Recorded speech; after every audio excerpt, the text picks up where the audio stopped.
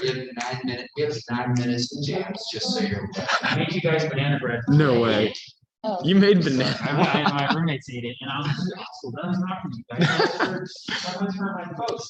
And then I was like, well, you guys are eating it. I'm gonna eat it too. So we all ate it together. So All right, I'm gonna come over and eat up your mics. Tony's gonna catch these kids. Eat.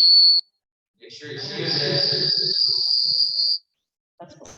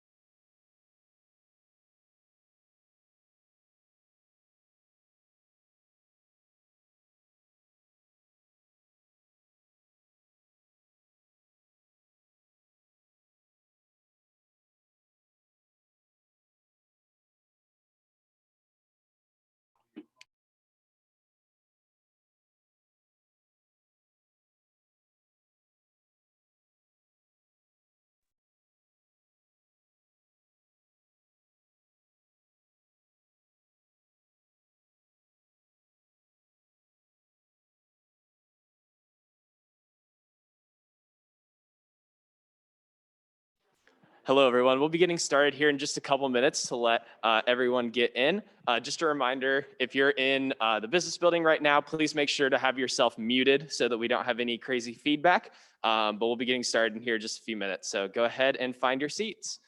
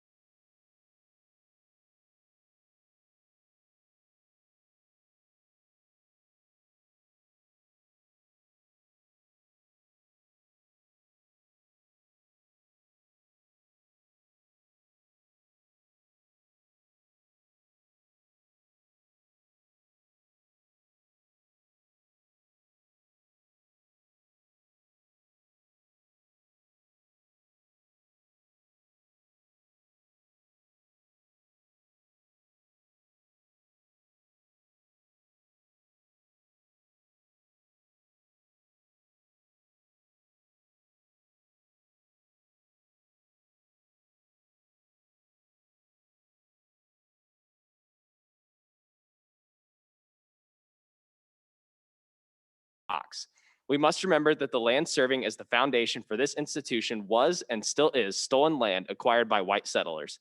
We pledge our commitment to creating decolonized spaces at the university while advocating for the support and future success of Indigenous faculty, staff, and students at K-State.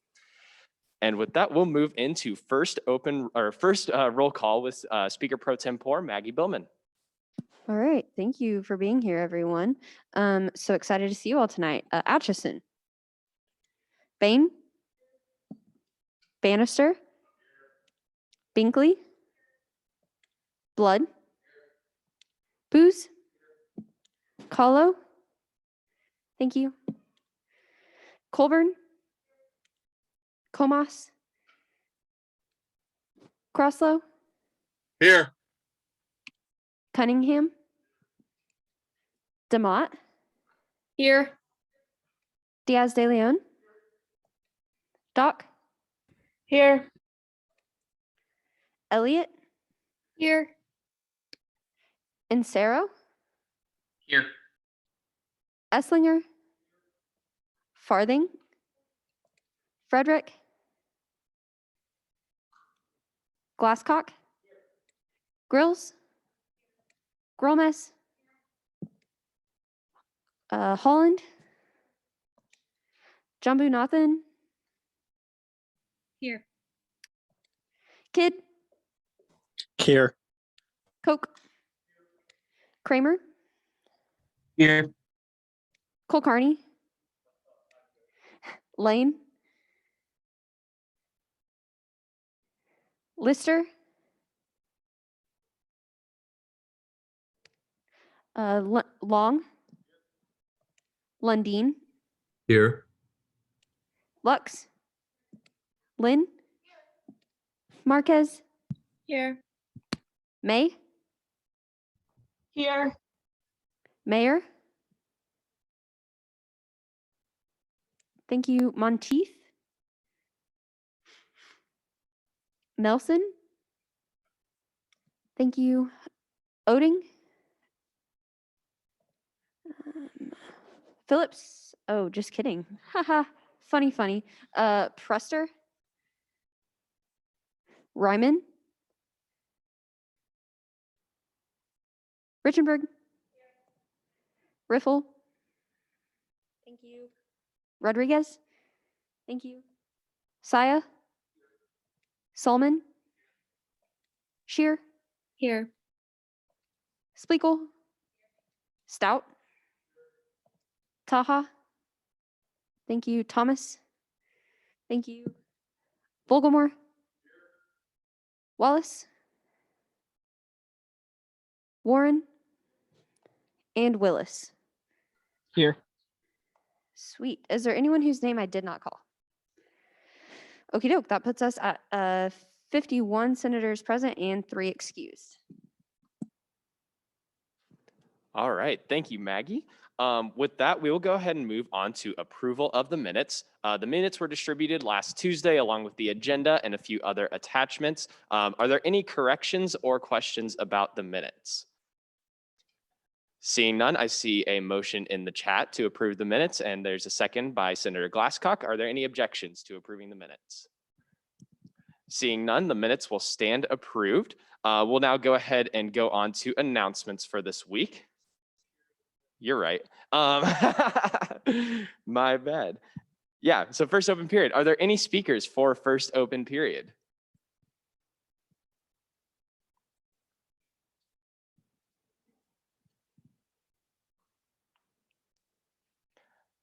Seeing none, now we'll go ahead and go on to announcements for the week. So first, Union Governing Board is looking for a student representative for the 2021-22 term. Their last meeting of this year is April 23rd, and they'd love to have a student representative from SGA attend their meeting.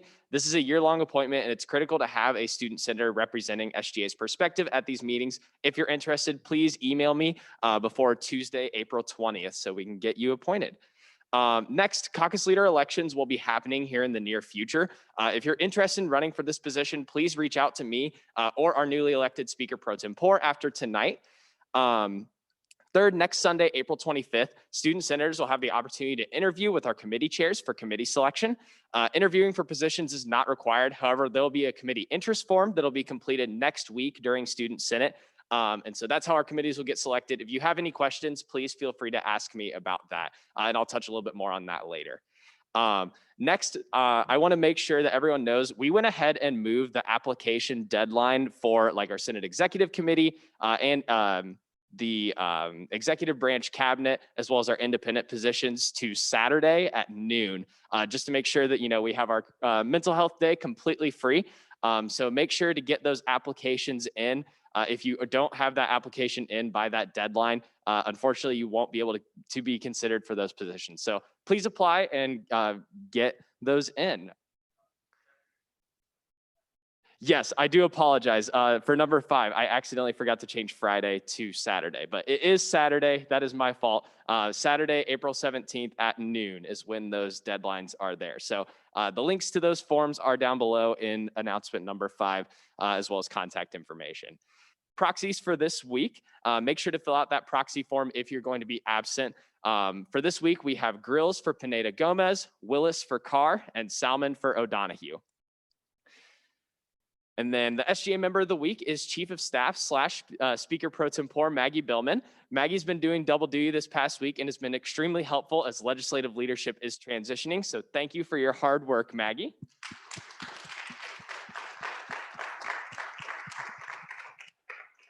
And then our quote of the week for this week: "Someone's sitting in the shade today because someone planted a tree a long time ago," by Warren Buffett. All right. And so right after announcements, I wanted to set aside just a little bit of time really quick to see if we have anyone in the room or on the call who has not been sworn in as a student senator yet. I want to take this time today to do that. And so is there anyone out in the crowd or on Zoom who has not been sworn in yet?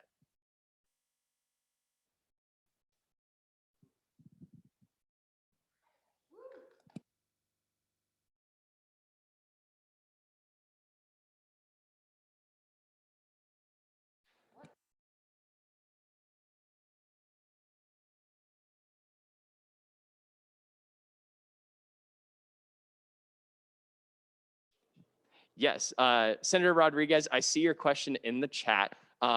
So as soon as that application deadline closes, I will send out that form to sign up for interviews, just so we have a number of people applying so we know how many slots to have. But I will get that out as soon as possible.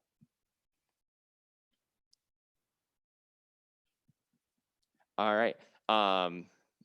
So last check, is there anyone who has not been sworn in yet? All right, then we will go ahead and forego that on the agenda. So next up, we have commendations for tonight. So is there a motion to consider resolution 4? Moved by Senator Atchison and seconded by Senator May. With that, will the author please come forward?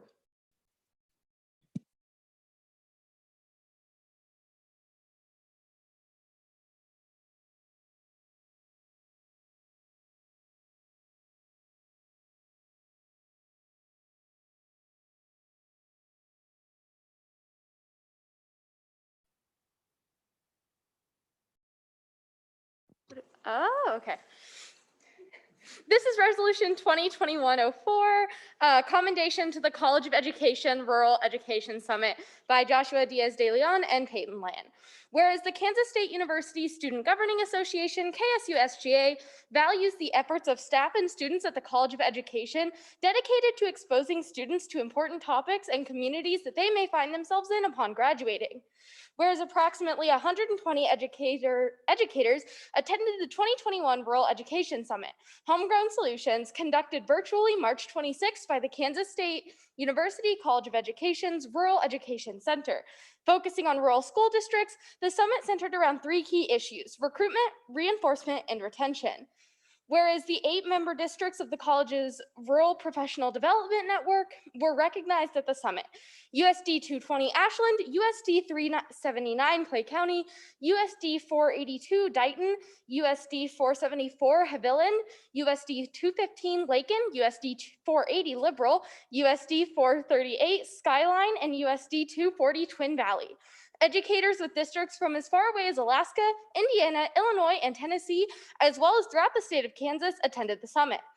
Whereas the Kansas Commissioner of Education, Randy Watson, shared, the state of rural education in Kansas, recruiting and retaining teachers throughout the state, and K-State's Tuan Nguyen, Assistant Professor of Curriculum and Instruction, presented his research on rural education.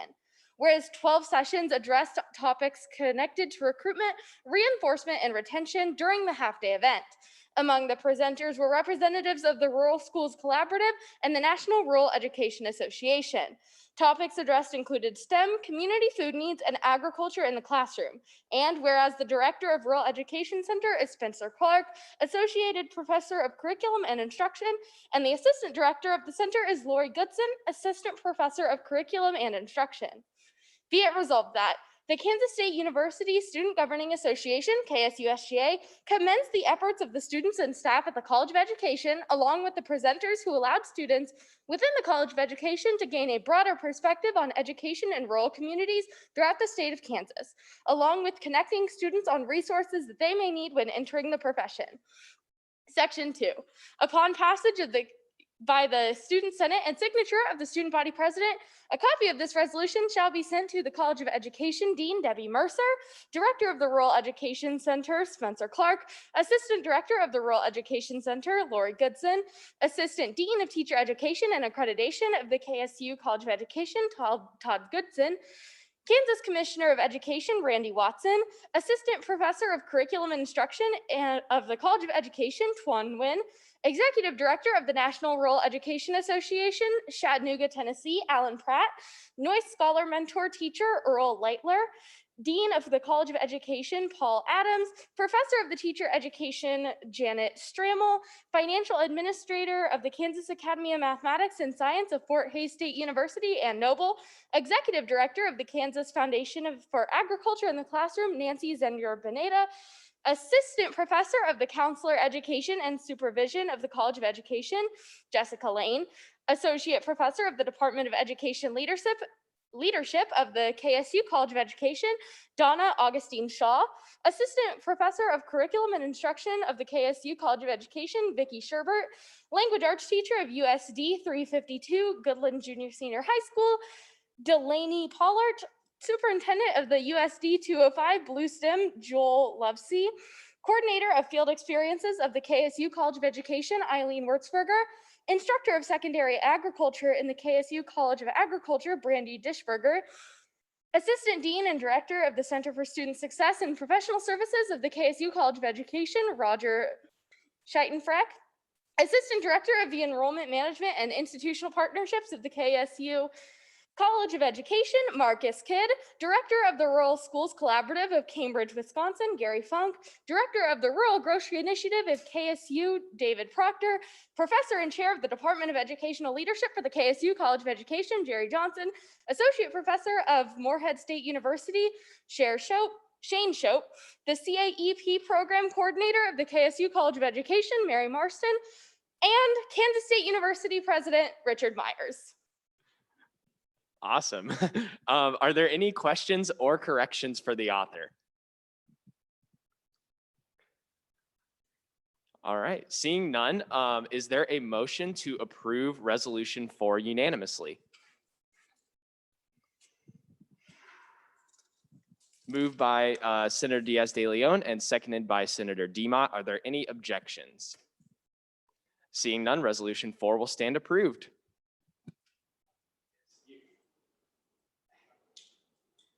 Yes, we can clap for commendations. Yay.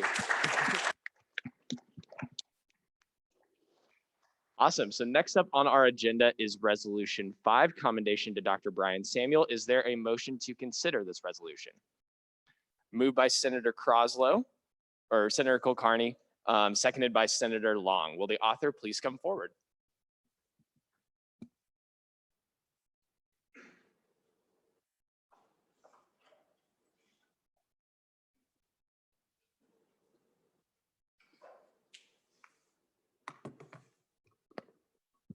All right, Resolution 2021-05, commendation to Dr. Brian Samuel by Brian Blood, Creighton Glasscock, Juan Pineda Gomez, and Tanner Koch.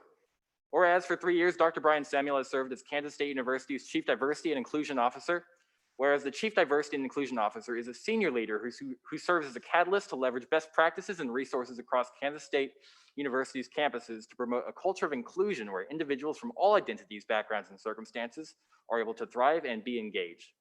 Whereas Dr. Brian Samuel was the university's first Chief Diversity and Inclusion Officer, helping to establish the Office of Diversity and Inclusion as a cabinet-level position, laying the foundation for the future and ensuring the prioritization of the university's diversity-related initiatives.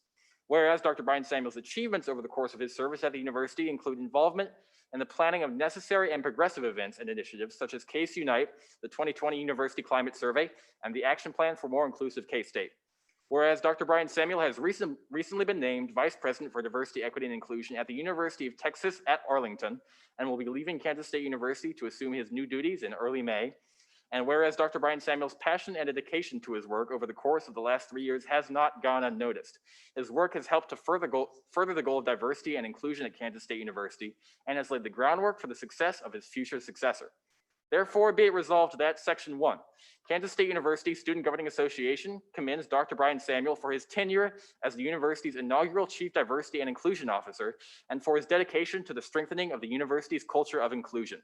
Section 2, upon passage by the Student Senate and signature of the Student Body President, a copy of this resolution shall be sent to Chief Diversity and Inclusion Officer Brian Samuel, Special Assistant to the Chief Diversity and Inclusion Officer Stefan Yates, Associate Vice President for Student Life of Diversity and Multicultural Student Affairs Adrian Rodriguez, Director of Diversity and Multicultural Student Life Tremaine Lindsay Jr., Vice President for Student Life and Dean of Students Thomas Lane, and University President Richard B. Myers. Are there any corrections or questions for the author?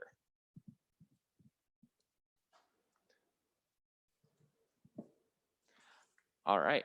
Seeing none, is there a motion to approve Resolution 5 unanimously? Moved by, and yes, we got that correction, Senator Blood, thank you. Moved by Senator Croslow, seconded by Senator Insero. Are there any objections to approving this resolution unanimously? Seeing none, Resolution 5 will stand approved.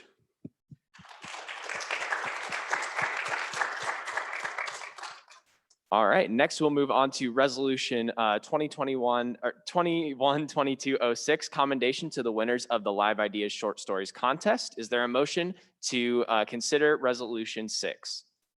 Moved by Senator Taha, seconded by Croslow. With that, will the author please come forward?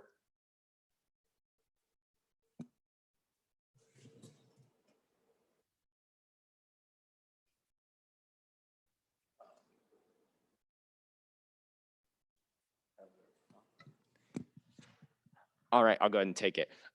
Resolution 21-2206, commendation to the winners of the Live Ideas Short Story Contest by Meredith Comas, Nathan Insero, Christina Marquez, and Aaron Rose May.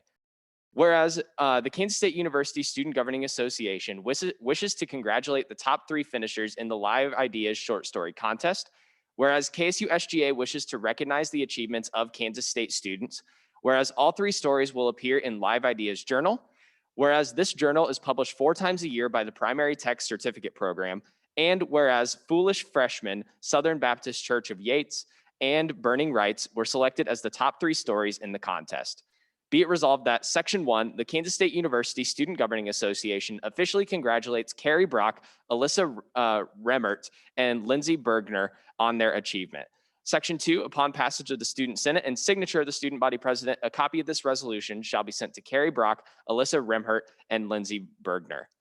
Are there any questions or corrections on Resolution 6? Seeing none, I'll now be seeking a motion to approve Resolution 6 unanimously, moved by Senator Kulkarni, and unfortunately, you can't second your own motion. Seconded by Senator Glasscock. Are there any objections to approving Resolution 6 unanimously? Seeing none, Resolution 6 will stand approved.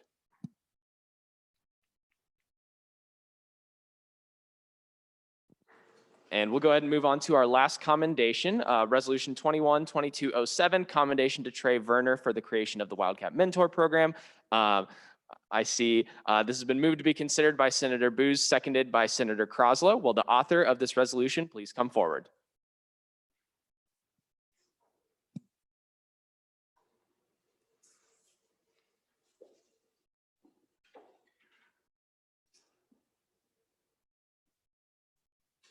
Okay. Resolution 7, commendation to Trey Varner for the creation of the Wildcat Mentor Program. by Ali DeMott, Ashley Grills, Blake Phillips, Carter Oding, Emily Farthing, Jacob Long, Melody Holland, and Nick Saya. Whereas the Kansas State University Student Governing Association values avenues to achieve intellectual and personal growth, especially those that connect new students to experienced advisors in their field. Whereas this semester, Trey Varner, a student at KSU's Polytechnic campus, launched the Wildcat Mentor Program, a service that will pair aviation students with upperclassmen trained to provide both technical assistance and personal support. Whereas such a system can facilitate academic success, career guidance, and a greater sense of community while simultaneously providing skill development opportunities to mentors. Whereas Trey's initiative provides a robust model for similar student-centered advising programs at other KSU campuses, and whereas the choice to go above and beyond to aid other students is always worthy of recognition. Be it resolved that the Kansas State University Student Governing Association commends Trey Varner for his effort to establish a student-to-student connection and success through the Wildcat Mentor Program. Upon passage by the Student Senate and signature of the student body president, a copy of this resolution shall be sent to KSU Polytechnic Campus student in aeronautical technology, Trey Varner, KSU Polytechnic Campus Diversity, Inclusion, and Access Coordinator, Julie Rowe, and KSU Polytechnic Campus Dean, Dr. Alicia Starkley. Are there any questions or corrections for the author on Resolution 7? Seeing none, I'll now seek a motion to approve Resolution 7 unanimously, moved by Senator Croslow, seconded by Senator May. Are there any objections to approving this resolution unanimously? Seeing none, Resolution 7 will stand approved.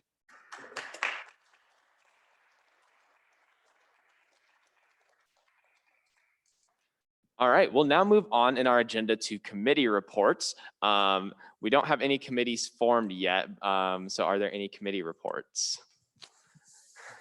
Seeing none, directors' reports will be next up on our agenda. Are there any directors' reports for this evening?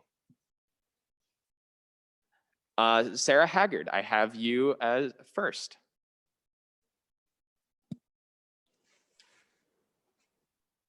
Hello all. I would just really quick like to announce that I have organized a walk to end sexual violence. It's called a Wildcat Walk next Friday, April 23rd. That's going to be from 4 to 5. It'll start in City Park and move to Bosco Plaza, where we're going to have a procession of speakers ready to speak on their experience and expertise about sexual violence at K-State. Sorry, out of breath. And those procession of speakers is going to start out with Dr. Lane, and are going to be appointed Title IX coordinator speak as well, in addition to several survivors, a few GWIS professors, and speakers as well. I really appreciate you guys can make an effort to show up at this walk. It's a pretty big deal. I'm celebrating and commemorating Sexual Assault Awareness Month, and also a big promotion for the CARE office as well. Thank you very much, Senator Kulkarni. This walk is actually to celebrate the Walk of a Social Media campaign I launched this week, Don't Wait K-State, in response to the fact that my Title IX resolution that you all are probably aware about that passed unanimously in Student and Faculty Senate last semester didn't really have a very large administrative response. So if you could both make an effort to attend this walk and follow Don't Wait K-State on Instagram, that has a lot of more information about the walk itself. I would really, really appreciate that. The effort to really spread sexual violence awareness and prevention at K-State is a really, really big deal. And I know something that the future student administration is interested in advocating for. So thank you all very much for your time. And if you could go ahead and follow that account and maybe check out a little more information on the walk, I would greatly appreciate it. Thank you for your time. Thank you so much, Director Haggard. Are there any questions for Director Haggard?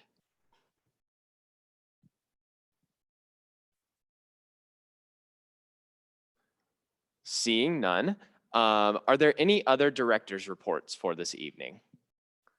Student Body President Dowd.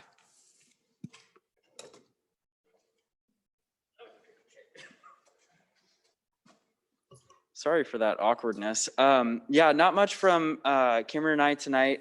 Just a couple of quick updates. We have extended, as you might have seen in the minutes, we have extended the deadline for cabinet applications until Saturday at noon.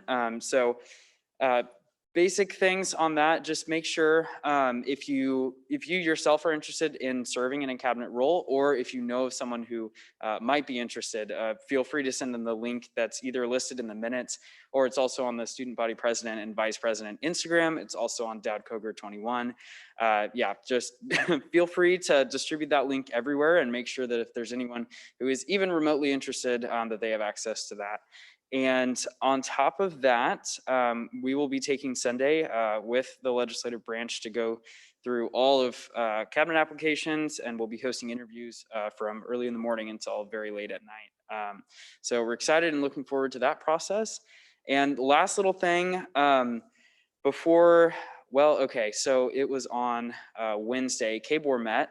And one of the things that is kind of in the works right now is there's going to be some opportunities for some funding from KBOR to be provided to each university in Kansas.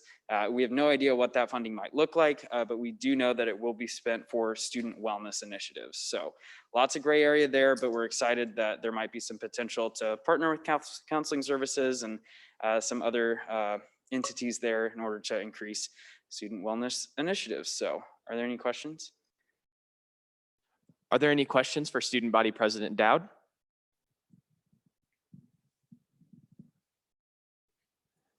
Seeing none, thank you for the presentation. Are there any further directors' reports this evening?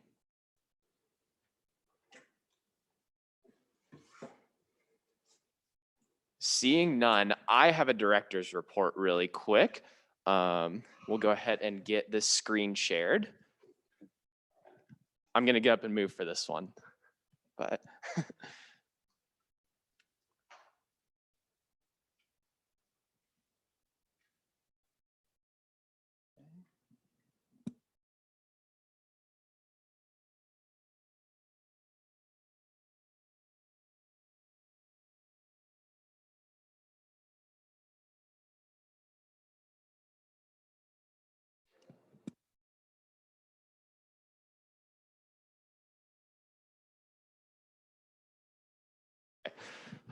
Alrighty, so hello everyone. So I wanted to give a quick director's report today about a few various things.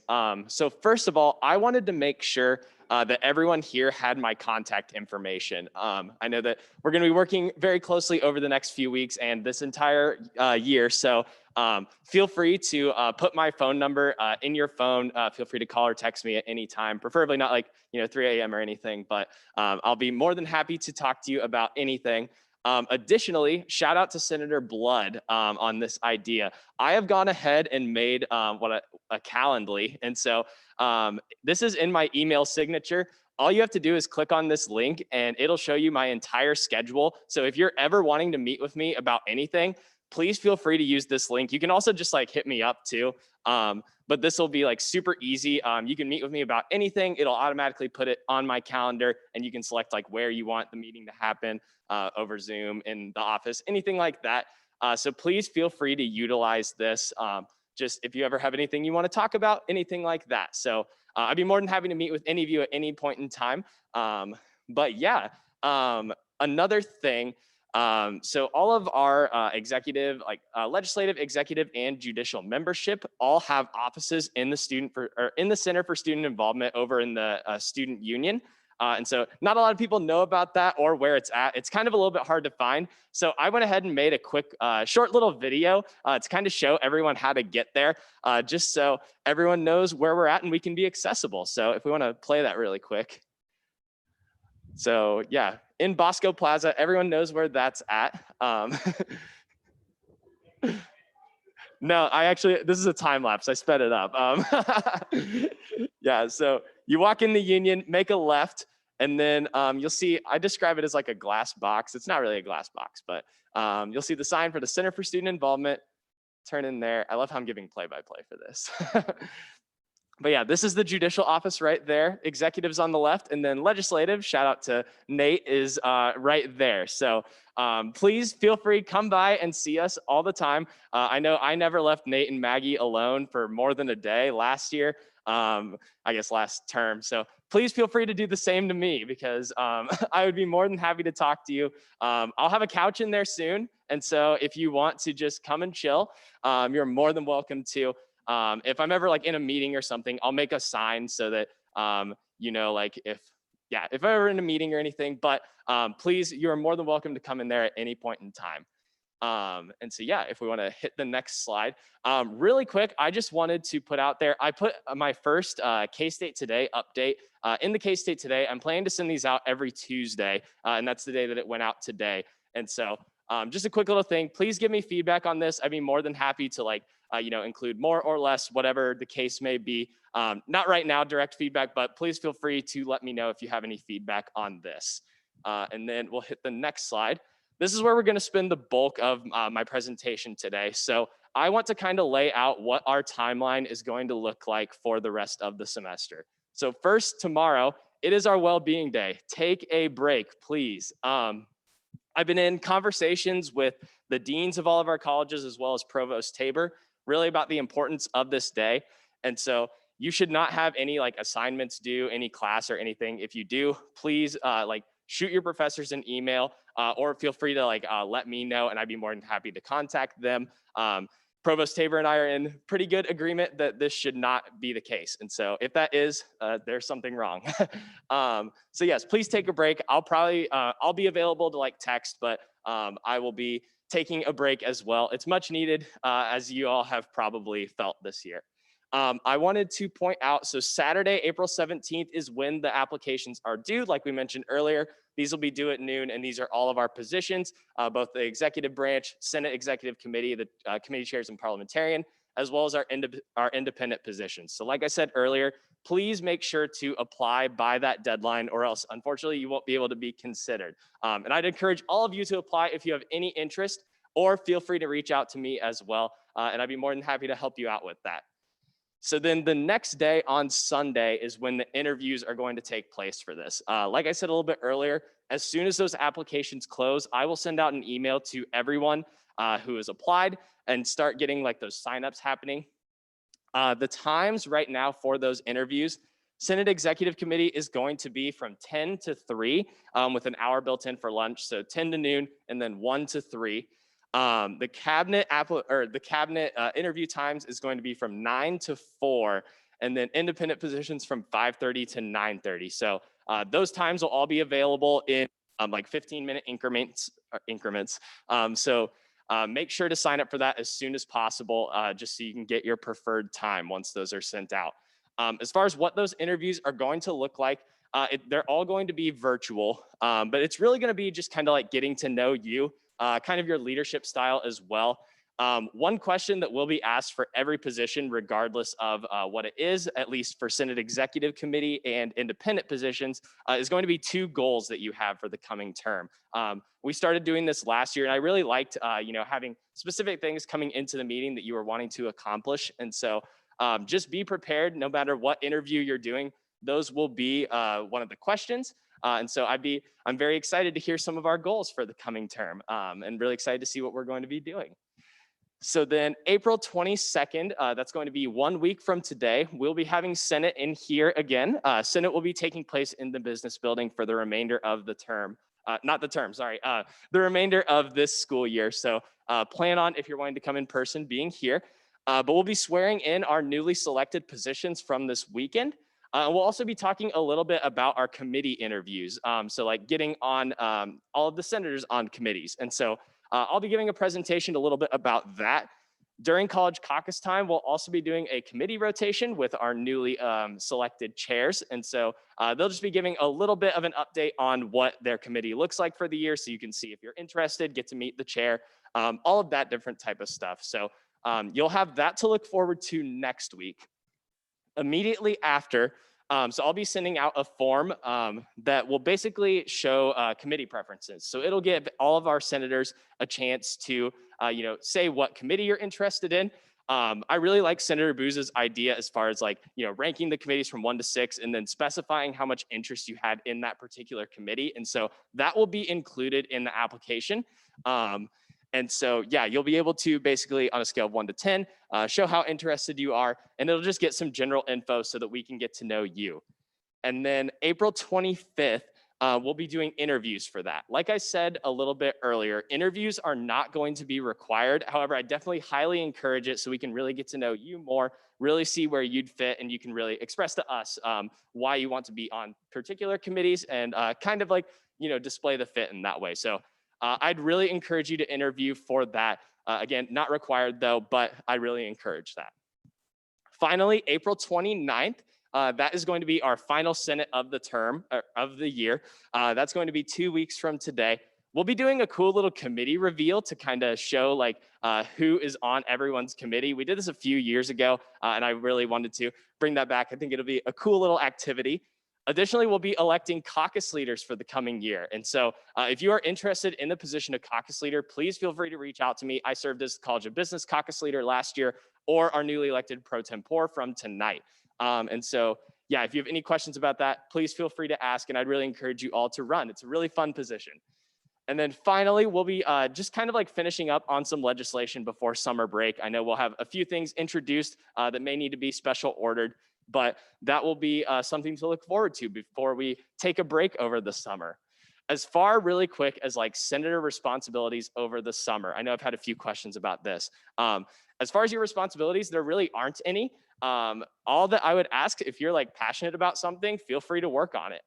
There aren't any like, regularly occurring meetings over the summer, but I'll be available at certain times, as well as I'm sure some other people have projects that they're working on. So if you're passionate about something, definitely feel free to work on that over the summer, and we can really put it to work once we get back in the fall.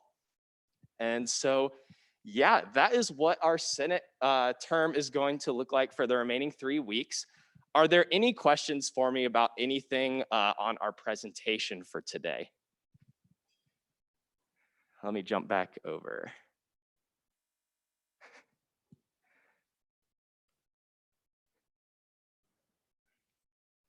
Okay. Seeing none, are there any further director's reports for this evening?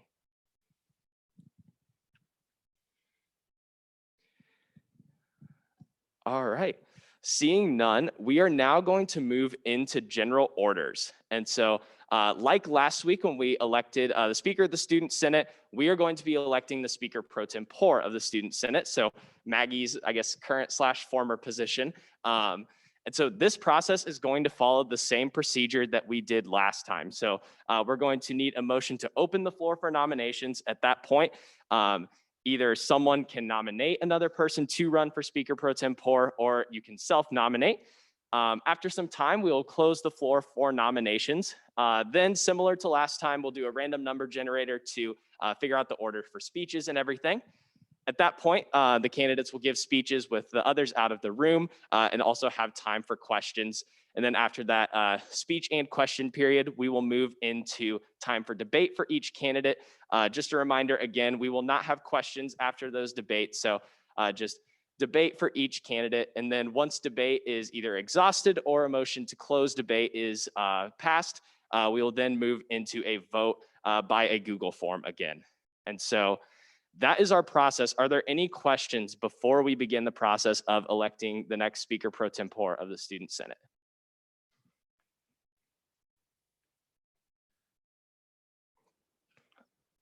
All right. Seeing none, Senator Kroslow, thank you. It has been moved to open the floor for nominations, and that has been seconded by Senator Kidd. And so the floor is now open for nominations. If you have a nomination, please indicate so in the chat. I see we have 2 nominations. Those will require seconds before they can be considered. So Senator Glasscock has nominated Senator Saya to be the next Speaker pro tempore. Senator Saya, do you accept? Senator Saya has accepted his nomination, and then Senator Saya has nominated Senator Glasscock for the position of Speaker pro tempore. Do you accept, Senator Glasscock? You do. All right. So we have two candidates right now for Speaker Pro Tempore of the Student Senate, being Senator Saya and Senator Glasscock. Are there any further nominations for Speaker Pro Tempore of the Student Senate?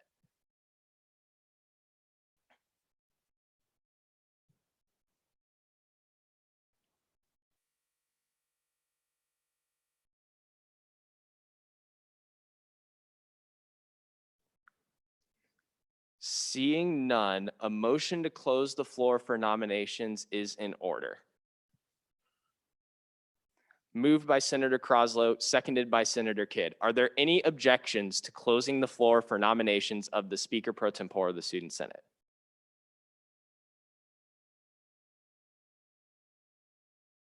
Seeing none, the floor is now closed for nominations. Senator Saya and Senator Glasscock, if you will both come to the front of the room, we will get the order figured out.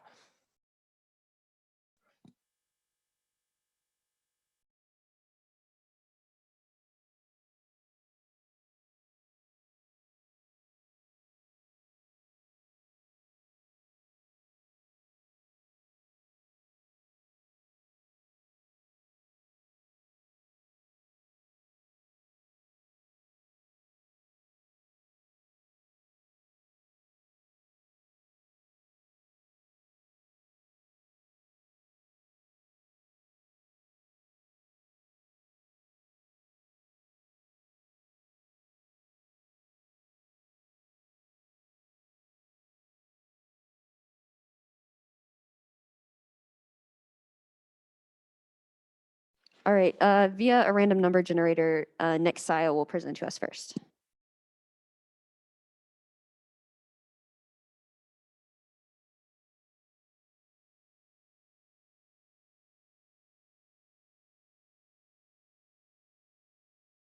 And there you go, all yours. Thank you very much.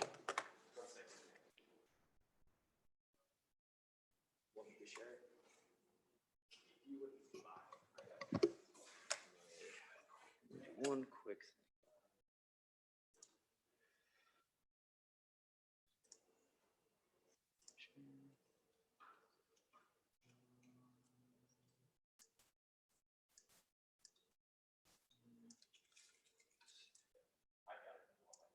I got it. I'm already sharing. So, and it's all yours. Okay, perfect.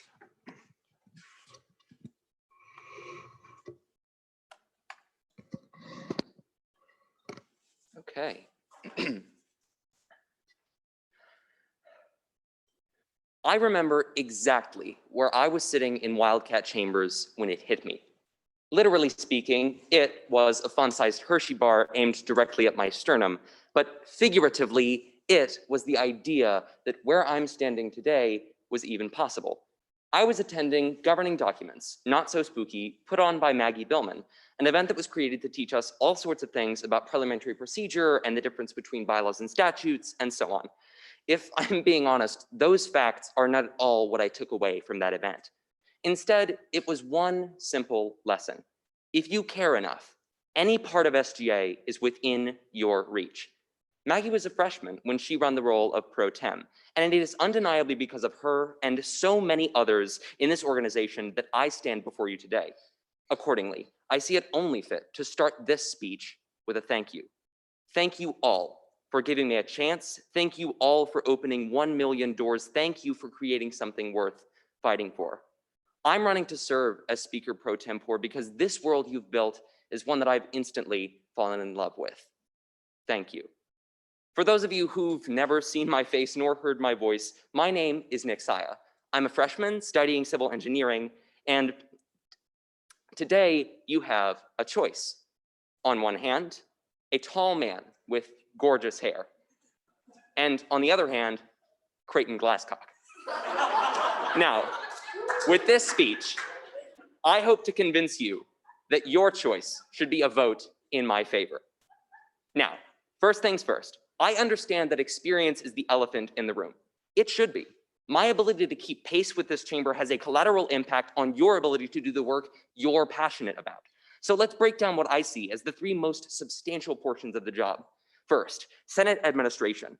By this, I mean the most visible responsibilities: taking minutes, calling votes, coordinating legislation, or even serving in place of the speaker. The clicker, sorry, isn't. This won't count against your time, sorry. No, you're good. There you go. Okay, perfect, thanks. Okay. Or serving even in the place of the speaker. The opportunity I had to serve as vice chair on GR has given me a stable foundation for each of these skills, scaled down in order of magnitude. And I have even received the chance to fill in for pro tem during a Senate session last fall.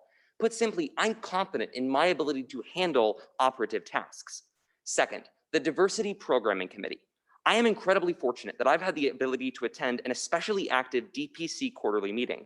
This to me changed the way I saw the role of chair, not as a contributor to debate, but a facilitator.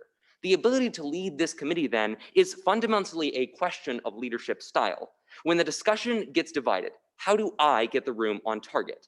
My tried and tested strategy is to ask directed questions at specific persons in a way that outlines not my personal opinions on the issue, but instead the items that we as a group have left to resolve.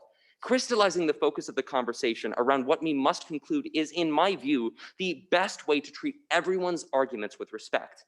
Sure, I could demand silence, but that's a brand of destruction never meant for a deliberative body. It's this commitment that will enable me to best serve DPC. Finally, committee selection. Even though Blake will be making the ultimate decisions when it comes to chair positions this year, I am committed to always being an active voice in the room. To me, attending committees isn't something to do once and cross off a list. So I worked intentionally to build an intuitive understanding of the committees most active this year. On campus and travel allocations, groups that I knew were less active and mirrored the familiar structure of DPC, I chose not to attend. This gave me time to make DEI and Privy a part of my schedule as often as possible. My true weakness is ops. It was at the same time as GR every Monday, and as I've shared with many of you already, I felt wrong to leave behind my responsibilities. To resolve that, I spoke to Andrew about what he would look for in a chair. Now I feel as though I'm in an excellent position to always provide attentive insight as committees are shaped for this term. Certainly, there are a lot of smaller parts of the job that I've declined to mention, but I hope you can see two simple truths. When I don't know, I ask. When I don't understand, I put the work in. Experience or no, it's commitment that makes the difference. Now, we get to talk about what's most exciting to me, the ideas that I'm passionate about. I want to begin by focusing on the new items that I bring to the table. First, I think that too many people within Senate are in the dark about a lot of our leadership positions. I think each committee chair and independent position holder should be obligated to a really brief explanation of their role. Now, a lot of you that I've spoken to already recognize this as what I wanted to use open period for, but I actually have a new strategy. I want to take 30 to 45 minutes out of a session near the end of our term to do a speed dating style event. I envision 5-minute blocks where you go to some specific location in the union to learn about a position you're interested in. What I show here is what we can make as handouts or put on the screen of Wildcat Chambers. This should give the opportunity to open doors for people that they may have previously not even known about. Second, a huge problem within SGA is how nightmarish our governing documents are. It hurts new senators, interns, clubs, and the student body as a whole. I plan on forming a governing documents action group with senators from ops, graphic designers, and media experts that exist to generate explanatory material for the documents. That could be simple written summaries. It could be graphics that demonstrate process, or even videos that break down the toughest material. In an ideal world, it looks exactly like this. We can hyperlink our material to the governing documents so that anyone looking through them can have an explanation at the ready. This goal is ambitious, but it's time we finally took action against an inexcusable problem. Third, the caucus leader position right now is all over the place. The role, in my opinion, is poorly defined, and that creates a group of people far too dissimilar in skills and visions. I want to crystallize its purpose around student outreach, which will not only resolve the confusion, but also tackle other serious issues. An outreach position gives a name and a face to SGA within respective colleges. SGA Week, for example, could be 10 times more effective with a team of people that tailor relationship building to their colleagues. In my mind, engagement could be casual or political tradition or anything in between. This also addresses as what I see as an opportunity gap within the Senate. There are tons of options for procedure and legislative-minded people like myself. But there are also those interested in communication and engagement. Yet for them, there are only a few open spots for leadership. There are a lot of people in this body with those interests and those skills, and I want to give them an opportunity to achieve greater. Okay, now I want to take a step back and look at what current leadership is doing now that I'd like to build on. First, I really like the concept of an open door policy. That said, I think there's one area in which leadership must strive to be accessible, and that's legislation. I observe that often when a student has an idea that they are passionate about, they all too often have that idea immediately shut down by someone who thinks it's unreasonable. That's where I introduce the 1 hour promise. Anyone should be entitled to 1 hour of one-on-one legislative workshopping time. That basically forces me to understand where they come from, regardless of how effective their idea is. That means I can work with them to modify that idea and plan while staying within their vision. Legislation writing is an intimidating process, even for experienced senators. No one has their heart set on the plan that they have to achieve, just the goal. That's why every idea deserves its day in court. Second, I returned to the event that completely changed my SGA trajectory. It had nothing to do with the content and everything to do with building a relationship with young leaders. I, as only a sophomore, want to be as visible as possible to the next intern class. I by no means want to step on the toes of the intern coordinators, but I will operate within their framework to become as present as possible. I know deeply the impact of that connection on my ambitions, and I think everyone deserves the same spark. It's not about teaching them information. It's about showing them. This kid is no superstar. This kid doesn't even know how to spell parliamentary procedure. If he can do it, so can you. No one can dispute that being pro tem is an enormous responsibility. To me, the point of this role is to put myself in a position where I can do good more effectively. All of the ideas that I presented to you today are, in my view, really central to what it means to be pro tem. And I hope that gives you a better picture of why I'm running. At the end of the day, I can't tell you that I'll never make a mistake, because I will. I can't tell you that I'll never ask for your grace, because I will. I can only promise that you will never once see less than 100% of my capability. Every single day for the past 2 months, I have asked myself if I have what it takes to put in the hours, to endure the hardships, to serve you all to the maximum of my effort. Every single day, my answer is yes. I appreciate your time, and now I stand for questions. All right, we're going to be running mics again, very similarly to last time. Please make sure, though, to ask any questions or to motion for a question in the chat or indicate that you have one. So we'll begin questions first with Senator Booz. Yeah, thanks for running. I do want to ask a question about your leadership. Can you describe a time where you personally led a group of people to accomplish a task, and how did you do that, and what sort of reaction were there? Yeah, absolutely. So I'm actually in a surveying class right now that we have to take as civil engineering students. And a lot of that work is using equipment to gather a bunch of data about the quad. This is a group of engineering students that aren't very good at communicating with each other. And I have to give them all a bunch of really specific instructions to perform where we're all spread out across a large area. Much to the behest of Senator Long, who is also in that class with me, our group is consistently done very efficiently and always before his. So that to me is a demonstration, not necessarily that being fast is always a good thing, but that I, as a leader, can communicate details very clearly and make sure that whatever task we're performing, we can always stay efficient. All right, the next question comes from Senator Kulkarni. Hello, Nick. Thanks very much for running today. So it doesn't matter if you win or the other candidate wins, the Senate exec or SGA exec for that reason will be pretty homogeneous. How will you ensure that diverse voices are represented well in Senate exec and across all your responsibilities as Speaker Pro Tempore? That's a really good question. I think that when it comes to being an advocate for diversity and inclusion, I don't have the experience that I wish that I had. I've been in engineering classes since I was a freshman in high school, and engineering as a discipline is pretty infamous for being bad at diversity and inclusion. In some ways, that's given me abilities to work to be better I'm actually planning to reach out to whoever the DEI chair is and work with them to field candidates for engineering student senators from the Society of Women Engineers. But generally speaking, I don't have the background that I wish that I did. That said, I think we can kind of like break down what it means to be responsible in terms of diversity and inclusion.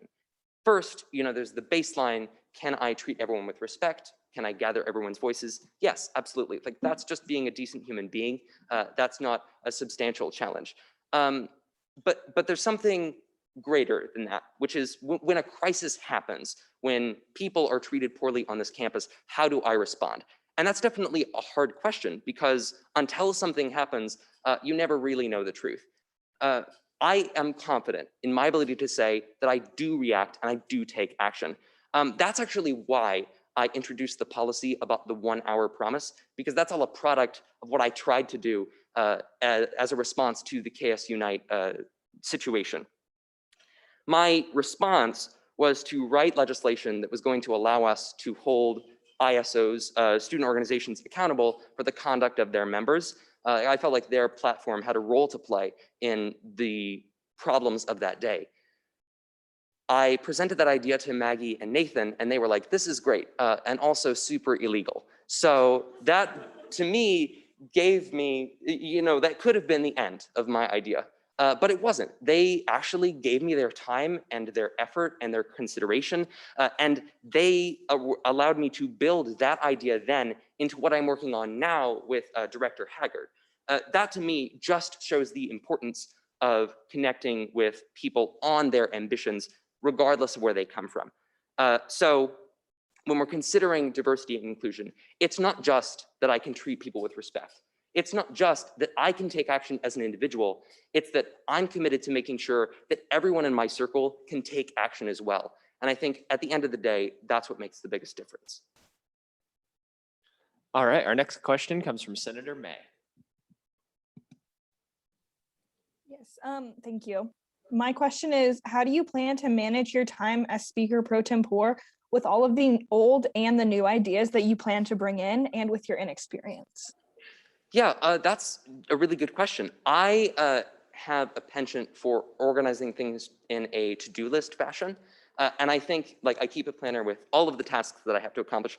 And I think that's actually perfect for the nature of this job, right? I need to be organized in the tasks that I have to accomplish, but I also need to be flexible. There are going to be times where I'm in the office where something completely unexpected happens and I'm spending an hour or 2 or 3 of my time in a way that I absolutely did not attend.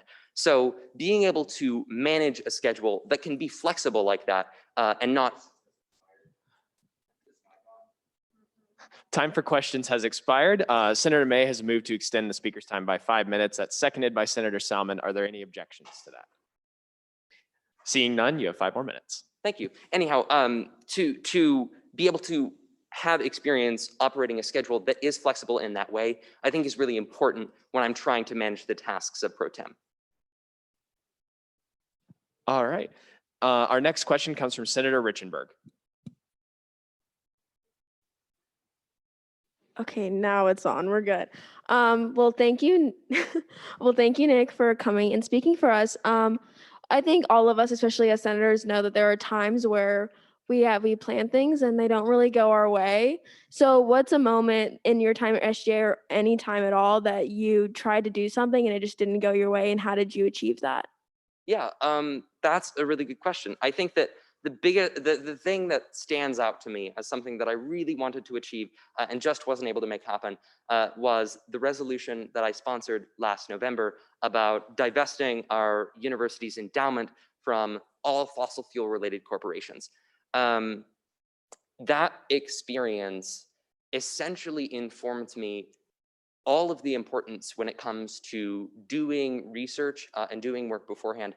I honestly feel about that project that I went in with less than an ideal amount of information. So when the foundation came to our committee meeting in GR and told us all the things that they thought were wrong with the resolution that we were trying to pass, it became pretty clear that we did not have as much information going into the process as we had.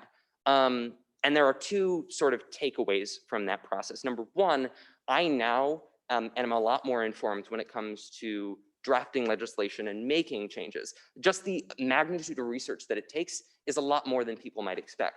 But the second takeaway is that it's important to not be discouraged when things don't necessarily go the way that you've planned. I know that trying to make our financial impact more environmentally responsible is absolutely still a goal of mine. And right now I'm sort of wrestling with strategies that might be cooperative with what the foundation wants to do. So that is certainly the most poignant time where I've experienced something that did not go my way. All right, Senator May, you have the next question. Yes, thank you. What prior relationship do you have with Speaker Phillips? And how do you see your leadership styles aligning to help create a positive culture in SGA? That's a really good question. Blake is actually my SGA mentor. So actually since last semester, we've had a really good relationship. I know that more than once I've sent Blake a text in the middle of the night asking about all kinds of SGA business. I think that he as a person is just really easy to get along with, but I've had the advantage of working with him on, I should say, more professional endeavors. I know that I've reached out to him about legislation that I'm trying to pass, and in general, it is hard to point to specific reasons or metrics as to why we work so well together, but I can say with absolute confidence that we do. All right, President Dowd, you have the next question. Hey, Nick. Speaker Pro Tem requires the ability to develop and help people along, especially when there might be a knowledge gap or just a difference of experience. Could you give me an example of when you've taken someone under your wing? Yeah, absolutely. So I know that I'm in the context of all of the SGA interns, like I'm the nerd in the context of legislation. So anyone that's tried to write legislation as an intern, I've tried to be as involved as I can with that process, and just help them along and teach them the things that I'm most interested in. And that really is something that makes me very proud to see those resolutions go forward to the Senate, and really see them sort of achieve the things that they want to. So yeah, that experience not only addresses how I try to help people in general, but is another big part of why I'm trying to be accessible as leadership in terms of legislation. All right, our next question comes from Senator May. Yes, this question is more general, but what do you hope to get out of this opportunity personally? That is a fantastic question. Nick, I hate to cut you off, but your time has expired. All right, Senator May, or no, Senator, oh my gosh, I didn't realize how fast you guys would go. Senator Kulkarni has moved to extend the time by 10 minutes, seconded by Senator Gomez. Are there any objections? Seeing none, you have 10 more minutes. Thank you. So yeah, there are a bunch of goals that I want to achieve that I think will be good for SGA. And that in and of itself is a fulfilling process.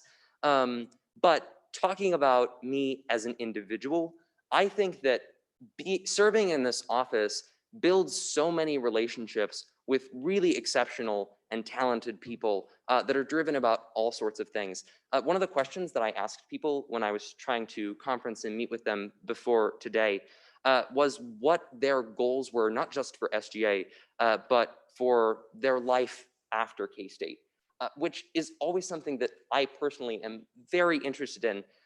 It's fun to get to talk about the things that people care about.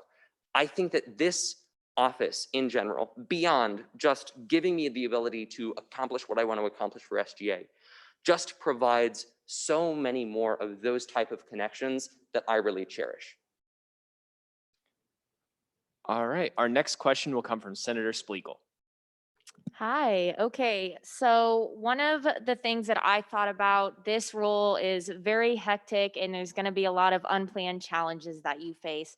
So how do you handle challenges and unplanned events that come your way? Yeah, absolutely. I think that in part deals with what I was talking about before with the way that I manage like my personal schedule and in a way that is designed to be flexible. But if we're talking about, you know, how we manage to situations that we don't expect, there's just kind of a personal skill that it takes to be able to take a situation and roll with the punches in a way. And I've actually had that experience in what I personally feel like is a kind of high stakes scenario. Last fall, I got involved with a lobbying effort for a wind farm that they're going to build in Marshall County, Kansas. So that process, I got contacted by the consultant that they were hiring for this project.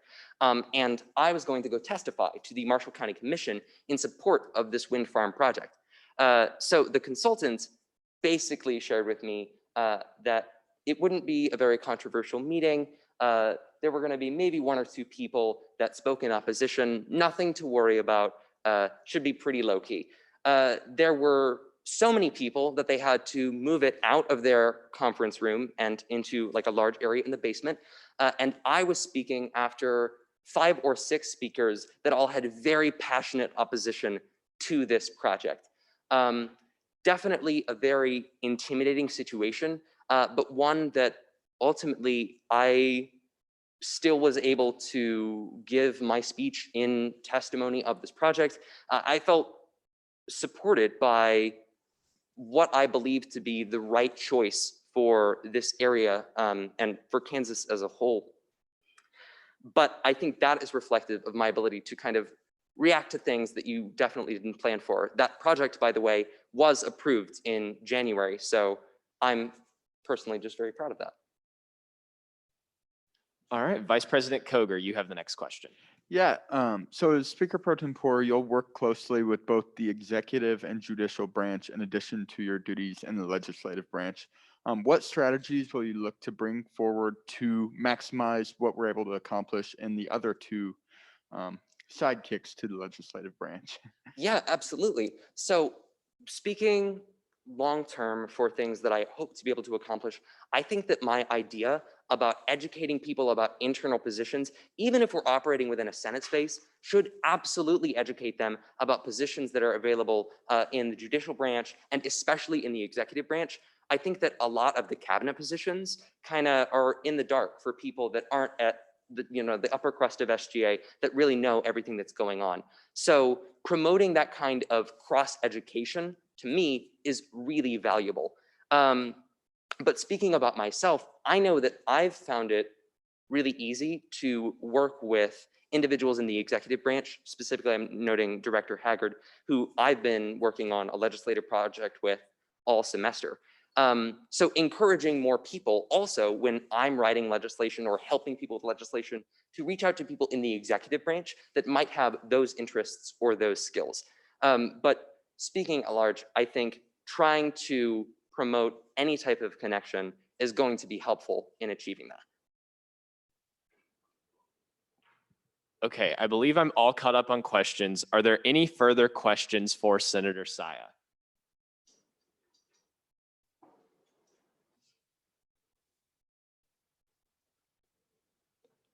Seeing none, thank you for your presentation. If you'll go ahead and step out, we will go ahead and get Creighton.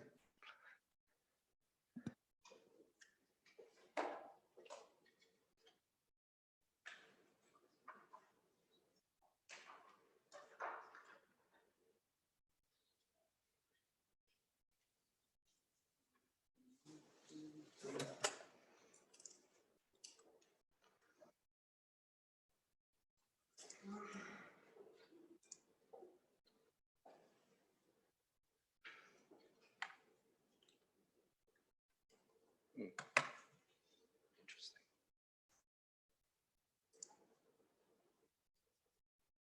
That first side's supposed to be blue. Cool. All right. Forward, backward, and then laser.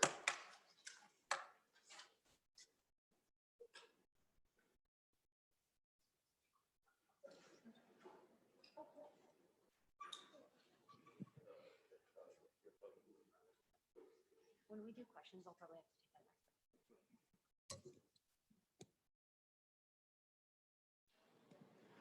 Hello, Student Senate. How are we doing tonight? All right, that's what I like to hear. My name is Creighton Glasscock, and I'm running to be your next Speaker Pro Tempore. Now, my goal for this speech is to share with you all my ideas and experiences for the platform, to tell you why I believe Pro Tem and I are a great fit for each other, and to hopefully help you feel comfortable voting in my favor tonight for the position of Speaker Pro Tempore. All right, now you will notice I didn't stutter. I did say pro tempore. I did some research, and as it turns out, we've actually been pronouncing it wrong the whole time. It's Latin. It's pronounced pro tempore. It means temporarily. For example, like how the speaker pro tempore can sit in temporarily for the Speaker of the Student Senate. It's pro tempore right there. You see? But I digress. If I haven't had the pleasure of getting to know you or working with you yet this year or in the past, my name is Creighton Glasscock, and I'll introduce myself really quickly to you. First of all, I'm majoring in computer science and mathematics. I'm also a minor in physics. Actually, I just declared that today. So I'm a senator from the College of Engineering because my primary major is computer science. I was born and raised here in Manhattan, Kansas. So I haven't gone far yet, but I plan to. Class of 22, after I graduate, I'm seeking a PhD in artificial intelligence, planning on going somewhere on the West Coast for that, maybe University of California. Fun fact for me, I TA for 2 classes right now for Physics 213, that's Engineering Physics 1, and for Computer Science 450, that's Computer Architecture. Cumulatively, I've had, I think, 5 semesters of TA work so far, so I really enjoy that. Physics especially, I TA a studio section about the size of Student Senate, and I work with them on homework and stuff. And one of the senators this term, Juan Gomez, is one of my students, so shout out to Juan. I'm also a big time theater nerd, did it all throughout high school. So if you ever want to chat about theater, hit me up. I have a cat, he looks like this, he's very cute and I love him very much. Now for my experience. I've had a lot of experience here in SGA. I'm starting out next semester, my 4th year here in SGA. So I'll just kind of go year by year here. So this is my first year's experience. I was a phase 2 intern in the first intern class, kind of after we reformulated it away from the fellowship. Fellowship was kind of a more exclusive version. So I'm really glad I got to kind of test drive the new internship program there. Nathan Bothwell was one of my intern coordinators that year. So I really respect that guy. I'm really glad I got to work with him there. I was an at-large member on the Government Relations Committee that year. That was my first ever committee. And our first ever committee meeting after my getting accepted as a member, we had at Fuzzy's Tacos, rest in peace, Fuzzy's. My first ever SJ meeting was at a taco place. I was also in 2 other committees that year. Thanks, man.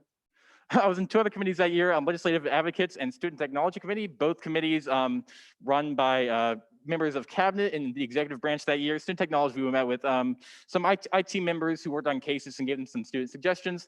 Legislative Advocates, I'm ashamed to see that it hasn't been around recently, but that was something that Faith Tuttle, one of the cabinet members that year, that she chaired. How it worked was essentially lobbying group. We went to Topeka every now and then, and we lobbied on behalf of issues that affected post-secondary students. Now, my next year, so that was my first year as a senator for the College of Engineering. I also got the opportunity to serve as a caucus leader that year for the College of Engineering, very fun. I served kind of in the inaugural first year of DEI, the Diversity, Equity, Inclusion Committee that year. That was its first year after being transformed from the Senate Engagement, or the Senate, whatever it was called, the Senate Engagement Committee, I think. But so really cool to get to kind of test drive and kind of formulate like what that new version of that committee was going to look like that year. I also served on DPC, that stands for the Diversity Programming Committee. I've served on that committee actually for 2 years now, and I've really loved getting to work on that committee. I'll tell you a little bit more about that later. My 3rd year, I served again as a student senator. I got the opportunity to be the vice chair for DI that year, very fun, and I got to serve on DPC as well that year.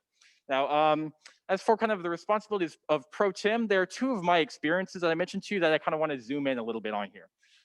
DPC, the Diversity Programming Committee, that's something that I've served on as a voting member for 2 years now. Really have loved the chance to serve on DPC. If any of you are not familiar with how kind of what the conceit there is, how it works is essentially we get a fund from privilege fee and some grants of about a couple $100,000 each year. And what our responsibility is to allocate those funds to organizations who are holding events that promote diversity and inclusion on campus. So we get to hear presentations from these organizations We get to kind of get the first peek at some of these events, so it's really excellent. I love getting to hear kind of seeing those events and going to visit those organizations with those events that we end up funding. My philosophy with DPC is very much to just hand out money whenever possible. We don't even always get through all of our funds for the year. Sometimes we end up with funds left over. So that goes to the DPC reserve. And right now, if you can believe it, the DP reserve has $200,000 in it, which for reference is about 1/2 the price it takes to have President Obama come speak to you. So a ton of money. You can take out $50,000 per year from the reserves for DPC. So in next year, potentially my 3rd year in DPC, I really want to make sure I hit the ground running, do a lot of presentation and advertising to committees and groups to which we can give that funding to make sure we get enough applications to then give away all that funding throughout the year. And a lot of that is kind of reestablishing the connections that we may have lost throughout the pandemic. Due to turnover, there are likely a lot of groups and organizations who have people who have not been here, when the committee or the organization asked for funding in the pre-COVID times. So just to kind of reestablish that link is something that I want to do as a DPC chair there. And caucus leader, of course, that's refers to one of my positions there. My experiences as a caucus leader 2 years ago are something that I've really formulated kind of how I've approached how I would manage the caucus leader system this year as pro tempore. Now, you'll notice I put those there. DPC chair and caucus leader management, I think, are 2 responsibilities that are absolutely crucial to the performance of the pro tempore's duties. Now, I asked Marcus Kidd about this. I was really curious.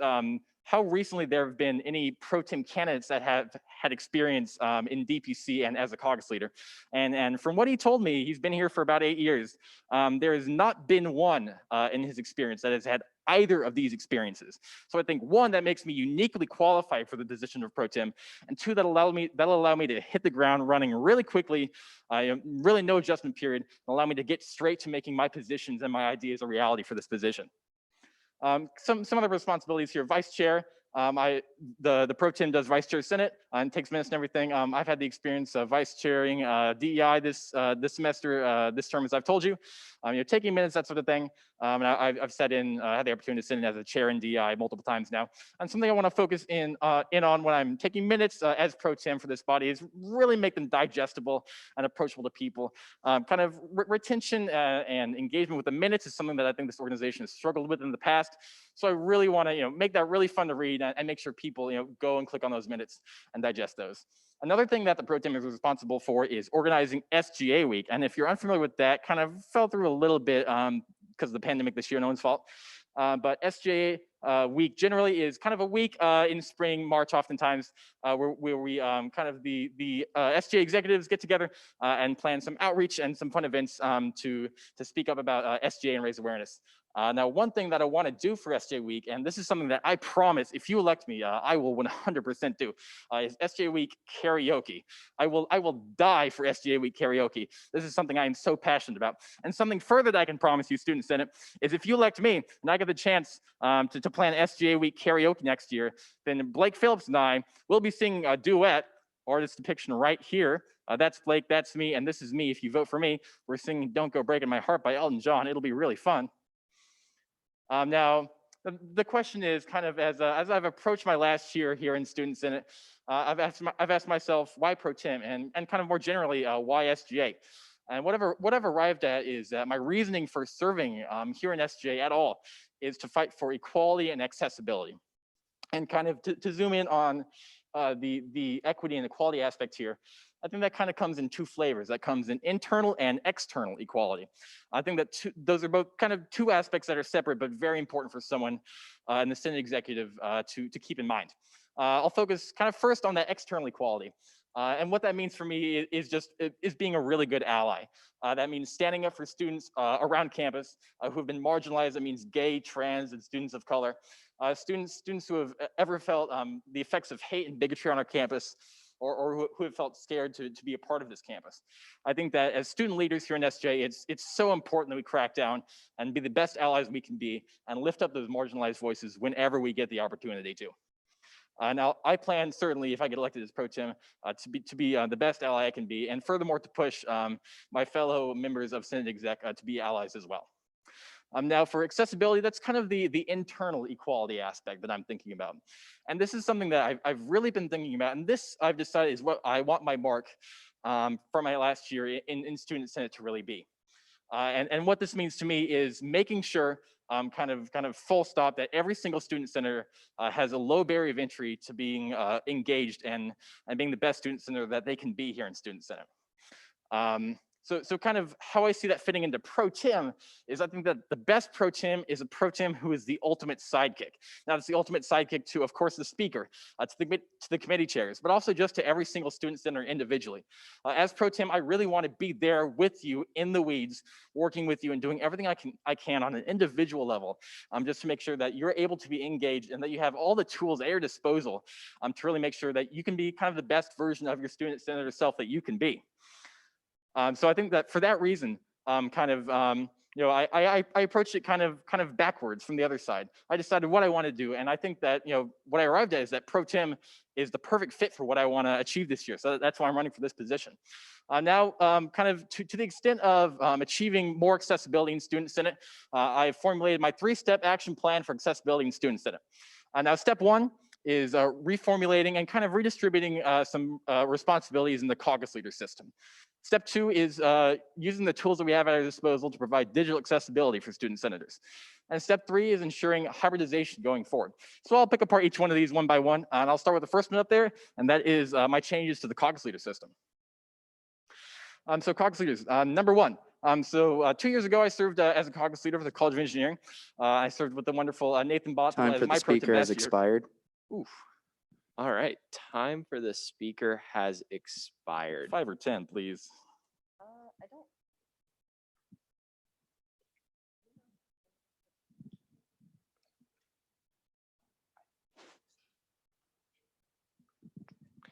don't. Okay. Give us just 1 second here.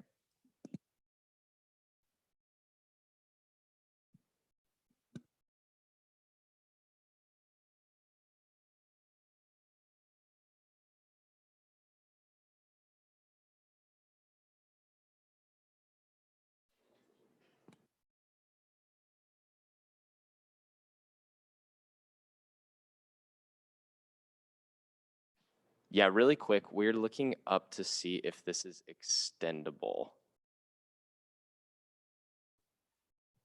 It's been extended in the past? Okay, we will go, yeah, we'll allow for the opportunity for it to be extendable. Chair Colburn has moved to extend time for the speaker by 5 minutes. That's been seconded by Senator Kidd. However, that has been objected to by Senator Blood. And so with that, we will move into a hand vote to see if the speaker's time will be extended. And so let me pull up the participants really quick. I apologize for that. Also, really quick, I do apologize about those presentation issues that we were experiencing. Like Maggie said in the chat, those are not reflective of candidates at all. That was totally on me. I apologize for that. But okay, so if you are in favor of extending the speaker's time by 5 minutes, please raise your hand in the Zoom chat. I see a clapping emoji. Please make sure to use the raise hand. Those go away after 10 seconds.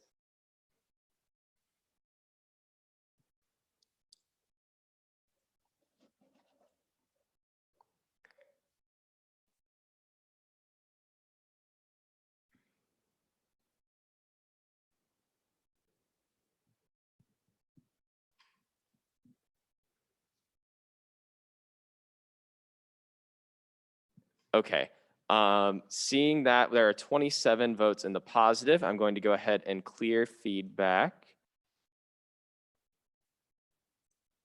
How do I clear feed?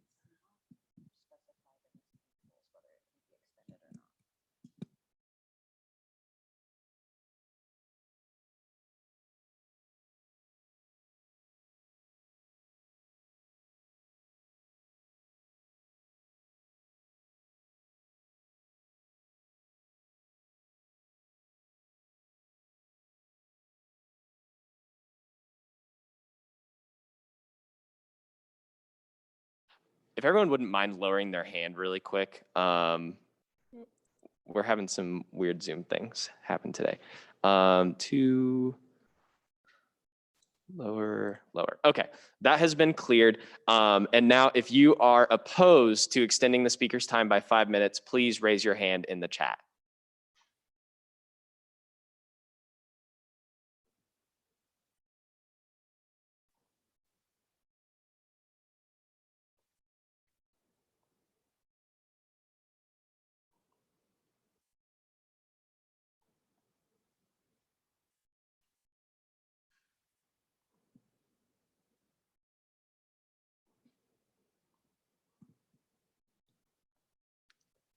Okay, we have 14 votes against. So with that vote, the speaker's time will be extended by 5 minutes.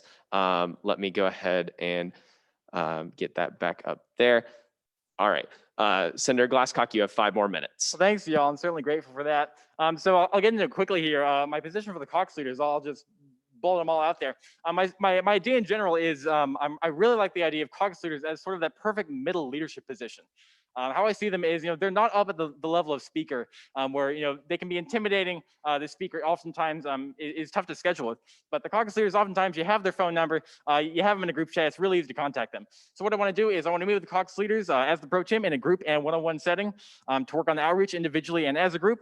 I want the caucus leaders to meet with the senators in one-on-one sessions. That's 15 or 12 or however many meetings per caucus leader. I think that's really achievable. That helps to make the caucuses a lot more tightly knit and intimate. I want the caucus leaders in general to be the first point of contact when you're here in Student Senate. I want them to be the one you ask the questions to. I really want to encourage that. And I want to do this also, the caucuses can be more tightly knit so that they can see their caucus leaders as a leader and so they can work together better on outreach and reestablishing outreach kind of in this post-pandemic world. Now, digital accessibility, this is a position that I'm really, really passionate about. I'm sure many of you are familiar with Org Central. I've used Org Central before. I've used Org Central for a while, and I think that Org Central is obtuse, and it ends up being a barrier to a lot of students in Student Senate. I think it prevents them from being as engaged as they could be.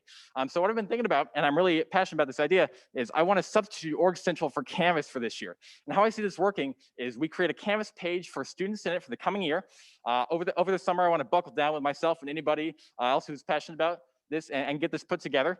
I think there are a lot of positives here. This is it. I've made a little test Canvas page. Anybody who's interested in looking at this afterwards can send me a message.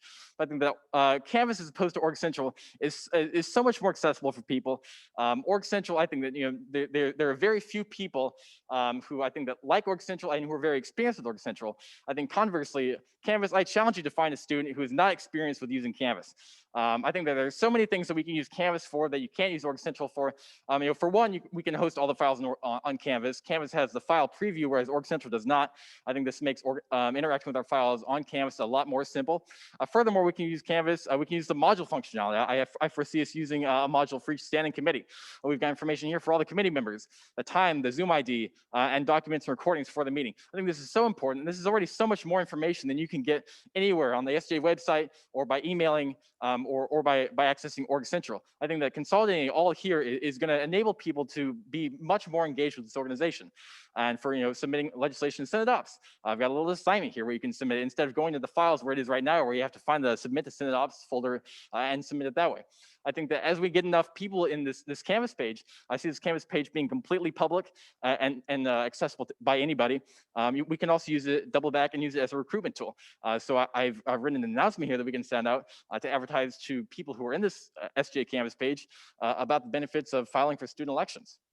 Now this brings me to my third point, hybridization. I think that's something that's really important and something that's what makes this term really special is that we have the opportunity to recontextualize how we as an organization use technology kind of in a post-pandemic world. I think that this is a really timely issue, and it's something that Blake talked about. I think that it's really imperative that the speaker and the pro tem are kind of on the same page about.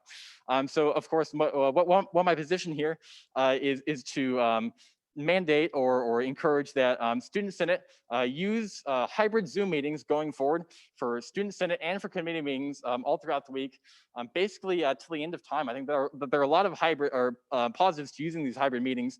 One, it's more accessible. The barrier of entry is so low. It's much easier for people who are, for example, sick or out of town on a tournament leave or on a research conference. Them being able to join Student Senate instead of asking for a proxy. Now that we have the technology to do this, I think this is a really advantageous thing. Furthermore, it allows us to catch more perspectives that we've had trouble capturing in the past. Graduate and AP Design senators, this is one of the first years that we've had these caucuses really full. I think that it's no coincidence that this has been the year that we've had the option to join over Zoom. Many of these people in these caucuses often have time becoming and finding time to be a student senator because they spend so much time in lab. Having the option to join over Zoom in your lab and still fulfill the mandate that you have as a student senator is just the same as always, I think is a really incredible thing. And furthermore, this opens the option for the first time ever to have global campus senators, a whole new perspective we've never been able to catch before. Other great digital positives to this are, for one, closed captions, great for the hard of hearing and for those with disabilities. Also great for me, I just like reading the closed captions just because I retain stuff better by reading it than hearing it. And I kid you not, there have been times where closed captions have caught words that I haven't been able to hear from people because their masks were muffling their speech or something. Furthermore, easy recordings. Zoom makes it easier than ever to record a committee meeting. This is something we've never really done in the past. And we had the option to do so this year, but committee meeting and Senate meeting recordings this year were locked behind, I kid you not, a Teams page with 12 people in it. Recordings were so inaccessible this year. What I want to do this year is use Zoom and make it easier than ever for these committee chairs to record these committee meetings. It's so important. Time for the speaker has expired. Beep, boop. Time for the speaker has expired. Senator Atchison has moved to extend the speaker's time by 5 minutes, seconded by Diaz de Leon. However, that has been objected to by Senator Warren. Again, we will move into a vote on this. And so if you are in favor, point of information, sorry, I can't have both pulled up at the same time. Okay. We have a point of information from Madison Brown. Is anyone willing to give deferred speaking rights? Madison, go ahead. In the 2019 speaker election, the first speaker's time was moved to be extended, and the speaker at the podium declined to have them extended, just for reference for the body. Thank you, Hannah. If you'd like to retract that motion, I'm essentially done here. That was the majority of the points I wanted to make. Okay. Appreciate it though. Senator Atchison, is that motion still on the table?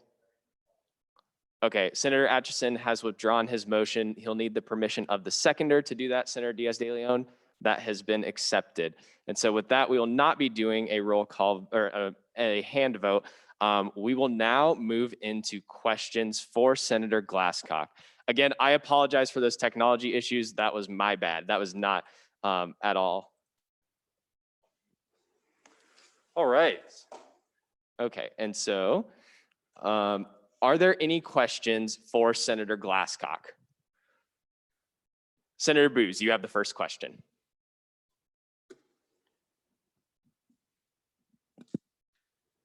Yeah, thanks for coming out and running.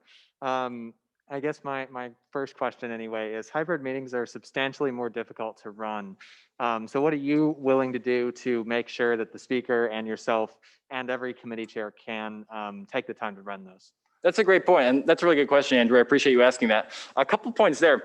For one, using my position as a pro tem, I think that the pro tem should really solidify themselves as an assistant to those in Senate exec. So what I want to do is to use my position to work with the committee chairs and do everything I can to make sure that starting these hybrid meetings during meetings is really just kind of a drop in the bucket, really not even a thought for them. I want to do everything I can to set up the shortcuts on the computers, make sure it's just really easy to make sure we can get those meetings going. And to the point of the speaker, I think that you're certainly right in that running hybrid meetings this year especially has been more difficult for the speaker with the sheer number of people who are signing remotely. But one of my points to the point of maintaining the caucus leaders as a first point of contact during the Student Senate, one aspect of that is I want to encourage people who have questions for the speaker, for example, like questions like, I can't join the Zoom, or like, I think I'm going to be running late, or stuff like that. I think things that the caucus leaders can often answer 9 times out of 10. What I want to encourage is that people direct those questions to the caucus leaders to kind of lift a little bit of that load off speaker and make sure that organizing those hybrid meetings is a lot more doable. Okay, our next question comes from Senator Kulkarni. Hello, thank you very much. So no matter who wins tonight, this SGA executive leadership will be observed as to be pretty homogeneous. So how will you, in your capacity as a speaker pro tempore, ensure that diverse voices are represented well in Senate Exec and across all the platforms that you will be leading as pro tempore? I think that's a great point. And yeah, you're certainly right. I mean, the 4 people running for speaker and pro tem, we're all white guys this year. And so what I want to do, if I get elected to pro tem, one is, ensure that, while we're selecting the committee chairs for this year to round out the rest of the Senate executive branch, I want to make sure that we seek out diverse and a large collection of perspectives to make sure that our point of views aren't homogenous as well. And furthermore, personally, I'm going to do everything I can to make sure that I'm an ally this year and to encourage my fellow members of Senate Exec to be allies as well and stand up for voices of marginalized students and lift up those voices. All right, our next question comes from Senator Long. Go ahead. Hi, Creighton. Obviously, Senate Exec and being pro temp is a very time-consuming activity. So how do you manage your time, and how do you plan on managing the time with your activities as pro temp? Mm-hmm. Yeah, honestly, like I've been a pretty busy person throughout my collegiate career, and what I found is that when you have a lot of responsibilities, the ones that tend to sift to the top in terms of the time you give them are the ones you're most passionate about. And SGA is what I'm most passionate about in terms of my extracurricular activities. I intend to give this position the full time that it warrants, and then some. I plan to be in the office. I plan to work with people on an individual level. And the fact that I'm so passionate about this, I know will allow me to take up that time out of my schedule, even when there is none, really. Senator Kraslow, the next question is yours. Hey, Creighton, hope you can see me on the screen. Thanks for taking the question. Thanks for running. Could you share a time when you had to, maybe as a TA, bring people into the group who are reticent or shy and get them to deal with maybe some big personalities in your classroom or big personalities in a group that you were working with? Could you share your experience in bringing those people into the fold and getting their value added to the discussion? Yeah, that's a great question, Billy. Thank you for asking that. I think I will turn to my time as a TA for engineering physics here. Kind of how that class is organized is into groups of 4. So we have these little tables of 4 students, 10 tables per classroom. And what I do is I rotate around the room. Back when we were in person, I rotate around the room and take time to focus individually in each of these groups. And certainly something that I've seen, I'm sure you've all seen this in your classes as well, is students who just fail to be engaged in those group discussions. And that's certainly something that would sadden me. Of course, is I want all those students to be equally engaged in those discussions. And what I found is that generally, when there are students who are reluctant or who are withdrawing in those group discussions, it's because there's something in the discussion that they're lacking in terms of understanding. Specifically with physics, I think a lot of the times when students withdraw, it's because students have just missed like one small point of information in the course that's failing them in kind of tracing the same path as the people in the discussion are talking about, and so they're failing to follow them there. So I think that kind of similarly in student senate, oftentimes I think for a lot of student senators, more engagement is just one step away. And I think that on an individual level, and how I approach this with my students as well, is just sitting down and really confronting the facts of where are we lacking and what can I do to help you. And I think a lot of the times that has solved the issue. Time for questions has expired. Time for questions has expired. Is there a motion to extend? Senator May moved to extend time by 10 minutes. That was seconded by Senator Kulkarni. Are there any objections to extending the speaker's time by 10 minutes? Seeing none, you have 10 more minutes. Thank you. And I think that's how you bring people back in a group like that. All right, Senator May, you have the next question. Thank you. What prior relationship do you have with Speaker Phillips, and how do you see your leadership styles aligning to help create a positive culture in SGA? I think that's a great question. I really love Blake, and I'm really excited to work with him. Blake has always been so involved in students, and essentially since he's gotten here, and even back when he was a high school student. So I've known him for almost all of the time I've been here in SGA ever since he joined. I really respect Blake Phillips' leadership style. He's flexible, but I think he provides a lot of interpersonal support for people. I think that's very complementary to my leadership style. Something that I focus on as well is flexibility and showing grace to people. people.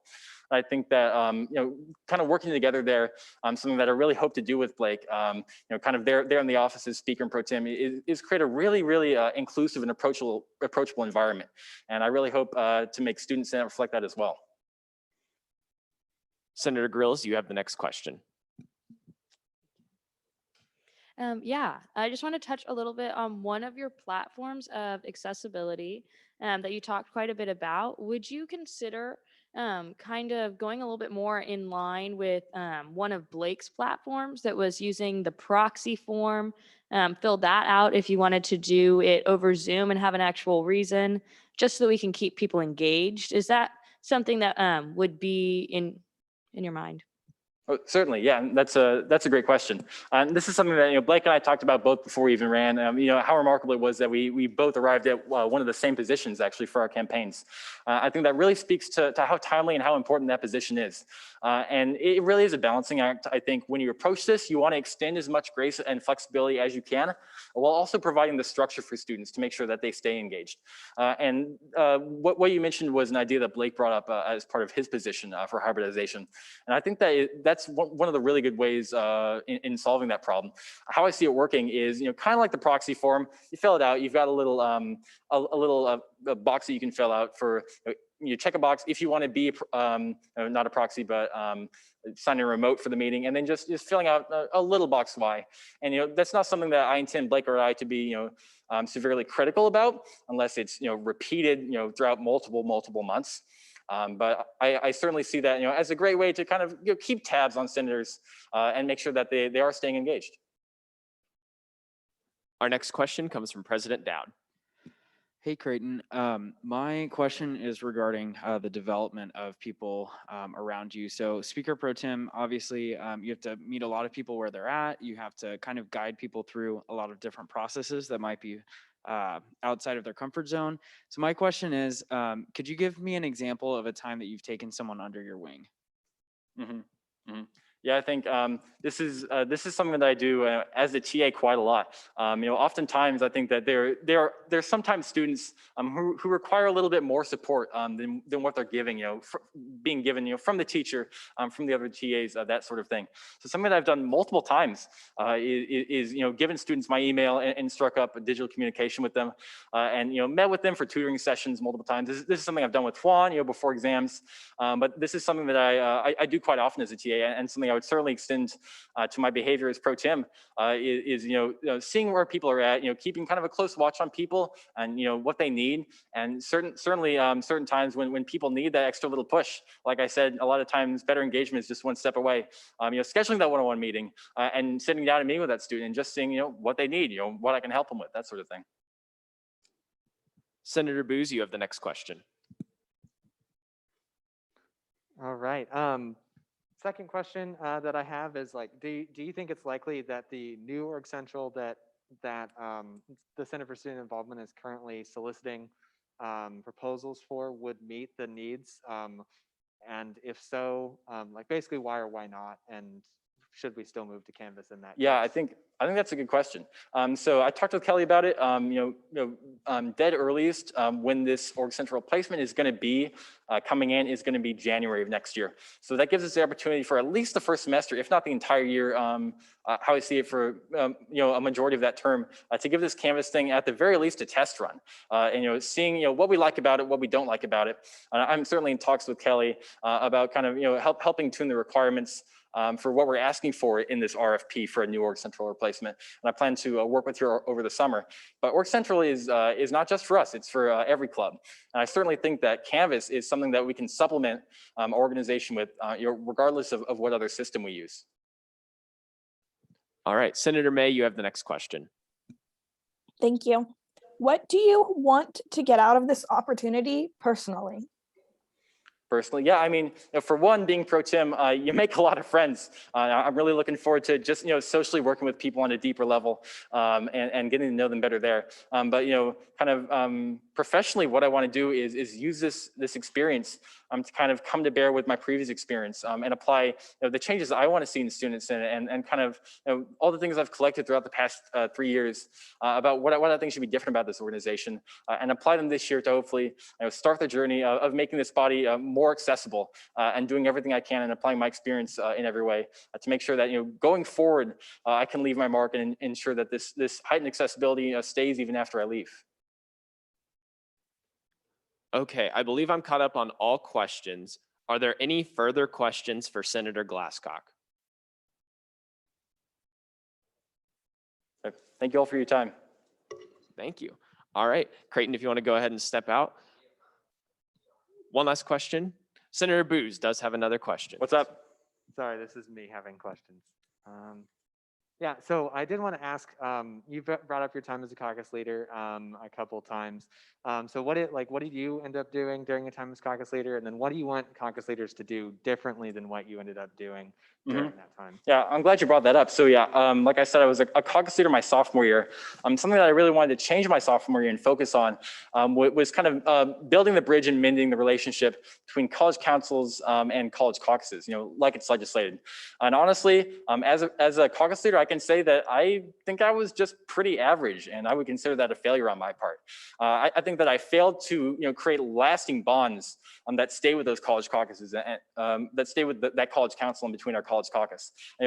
Tried as I might for that year to build that social relationship.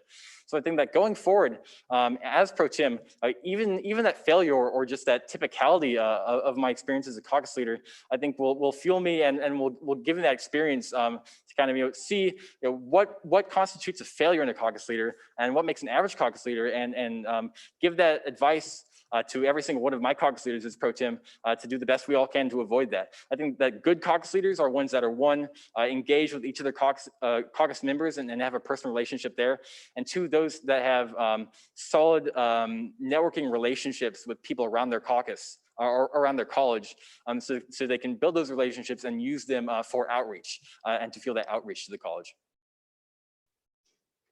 Okay, are there any further questions for Senator Glasscock?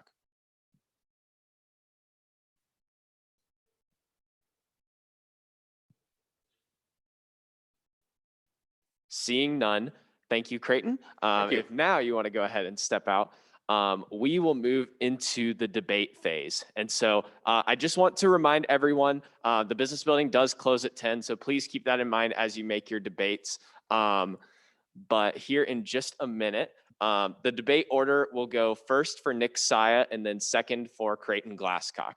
And so I believe that Creighton stepped out, correct? Awesome. All right. So we will now open up the floor for debate. So I will be seeking debate for Nick Saya, and Senator Long has debate for Saya, deferred speaking rights to Hannah Heatherman. Hello. So today I rise in support of Senator Saya. I am going to say this will be one of my fastest talks because I'm supposed to be in work at 8 minutes. But I wanted to just express that throughout my time working as intern coordinator with Nick, one of the attributes that stands out to me the most is that he's always he's hungry for work and to do more for our Senate body. I know that one of the things Creighton mentioned was how Speaker Pro Tem is kind of that sidekick role.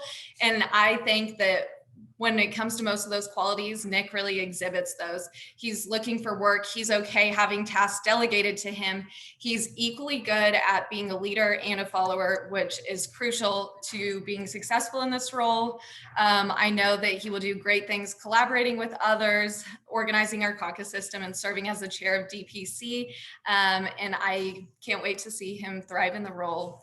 I'm sorry that's really fast for when Nick goes back and watches this, but I can't express my support enough. And if anybody has personal questions about my confidence in Nick, feel free to shoot me a text, but I don't want to get fired. So thank you.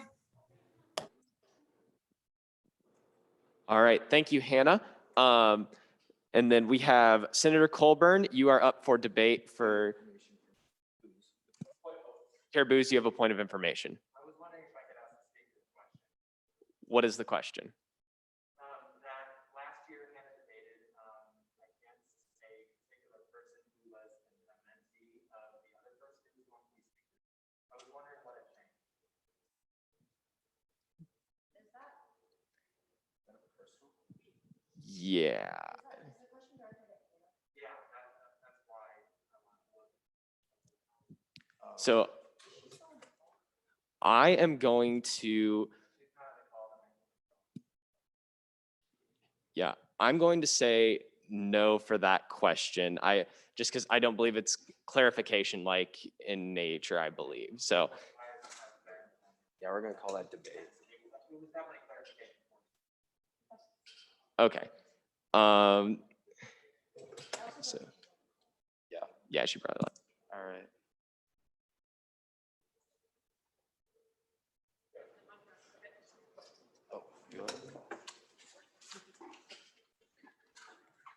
Hi, everyone. So I thought I had a tough decision last week, and this is even harder for me. I do just want to kind of start off by saying, I'll be honest in that I know that both speakers kind of defined some of their main differences, and I don't take really any of those differences into account, especially when it comes to experience. I don't think, as someone who ran for Speaker of the Student Senate as a freshman, I don't think that we should be discounting someone's perceived lack of experience in this organization alone as a reason to not vote or support them. So I just kind of wanted to get that out of the way, especially as someone who has served so closely with Nick in the past year. He was my vice chair. He was there when I wasn't always there to show up, and he was always there to support me. So I definitely second and support Nick and all of his goals.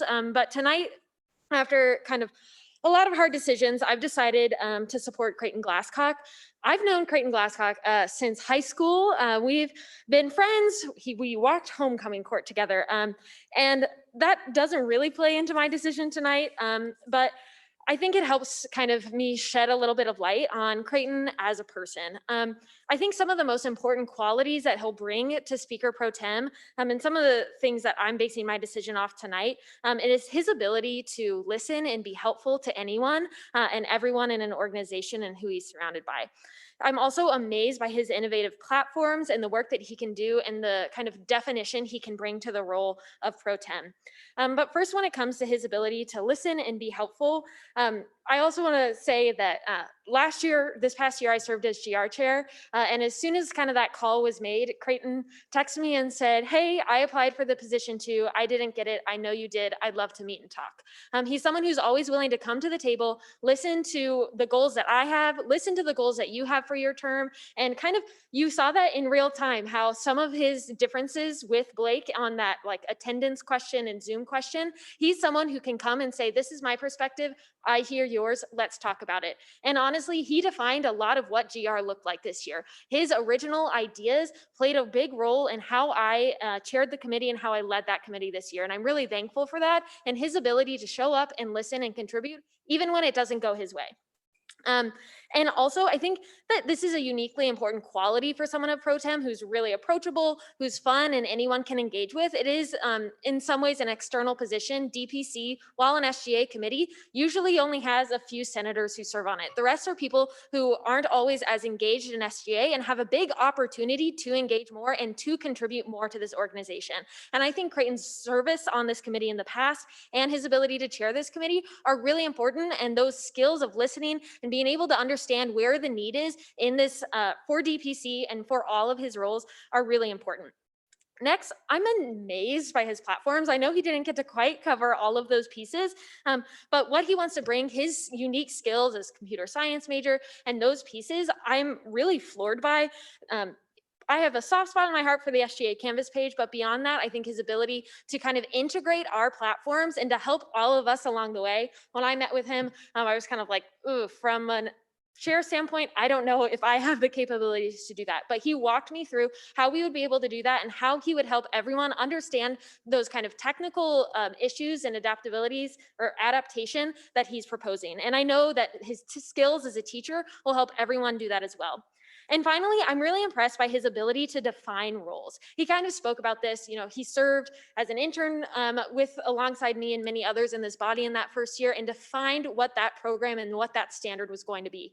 He served on DEI in the first year and vice chair in the second and really defined what that committee was going to be and how it was going to work.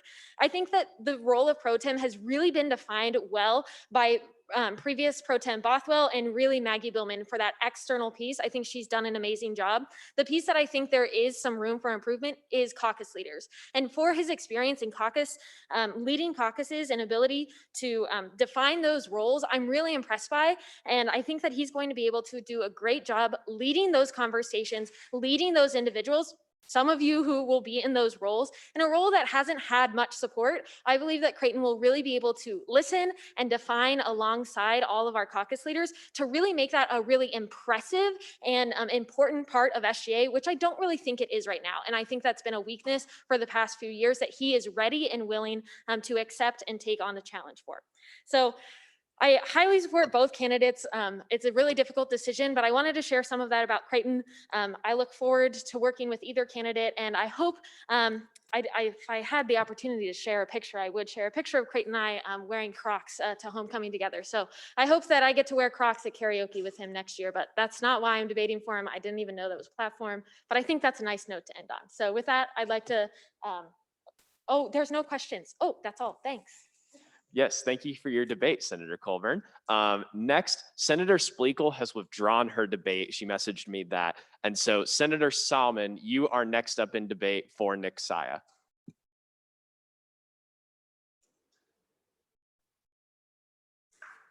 And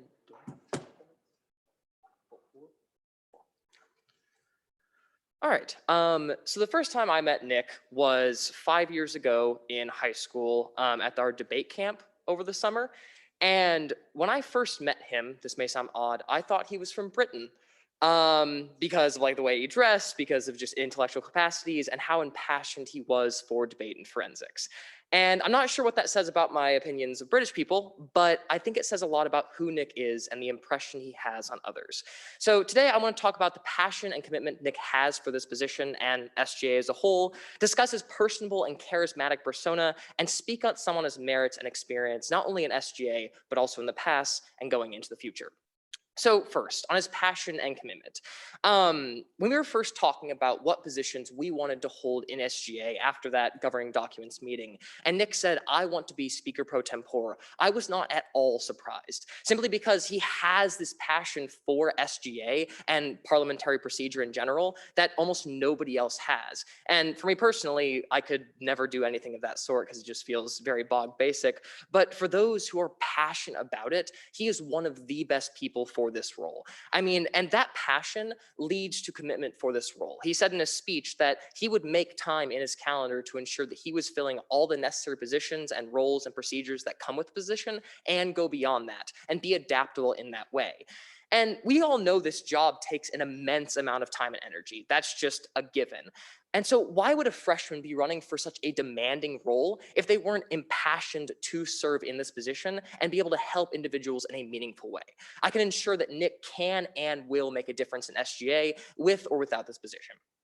Secondly, Nick's personality is very personable and charismatic. Nick is one of the most personable and charismatic individuals I think I've ever gotten the chance to meet. And sometimes in social situations when you're at a party or something, he's a little less so. But in SGA, which is one of the things he cares the most about, he really is. I mean, he helped me with my pronouns legislation, as he talked about earlier, when I didn't really know how to write legislation in the first place. He's willing to talk with you on any sort of topic, whether it be SGA related or not, for hours on end.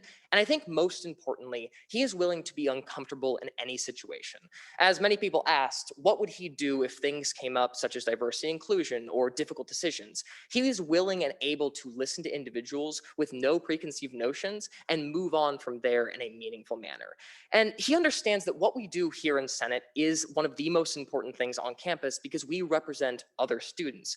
But he also understands that the importance of fostering an environment of creativity and lightheartedness and camaraderie between all of us to ensure that this process is both serious but also enjoyable.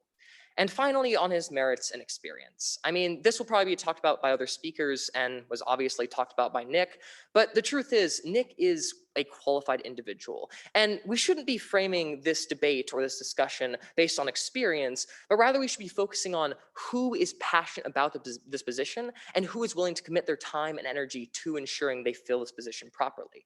And for those of you who are on the fence about whether to vote for Creighton or for Nick based purely on experience and time spent in SGA, my response to that is experience is not dependent on the time you spend at any specific activity. It's based on who is willing to learn in this process and who is willing to put that work in. And as he said, he is undoubtedly willing to do this. So in the end, as I said, we should not frame this debate around who has been in SGA the longest, but who will fill this role the best in the future. And I can tell you with 100% certainty that Nick Saya can and will do that. Thank you. Thank you for your debate, Senator Salmon. Senator Kidd, you have next debate in the positive for Senator Glasscock.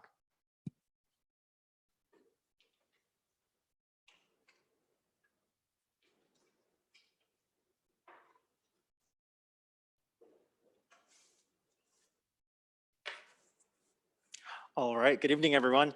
So I just want to first, before I go into my points about why I'm supporting Senator Glasscock, I just kind of want to share a little bit of a personal story just to help establish context for my opinions and perspectives as to why we should all vote for Senator Glasscock.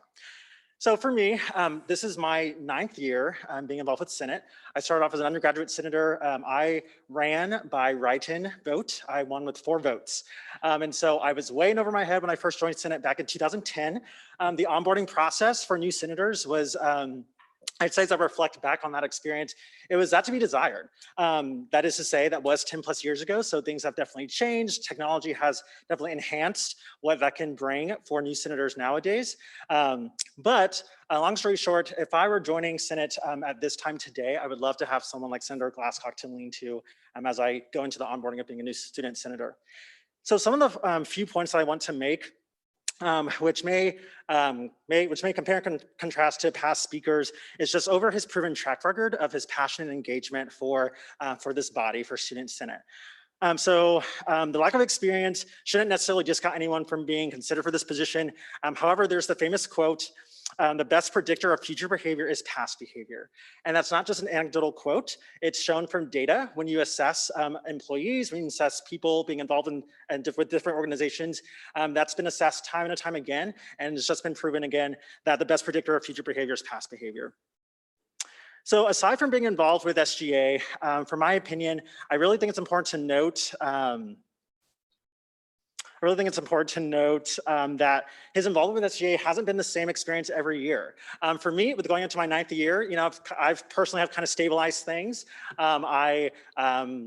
As you guys can see in the chat, I like to normally make the comment to adjourn the meetings. I normally like to sit in the same spot if we were in Wildcat Chamber, all that fun stuff, but I'm getting the experience out of SGA that I want.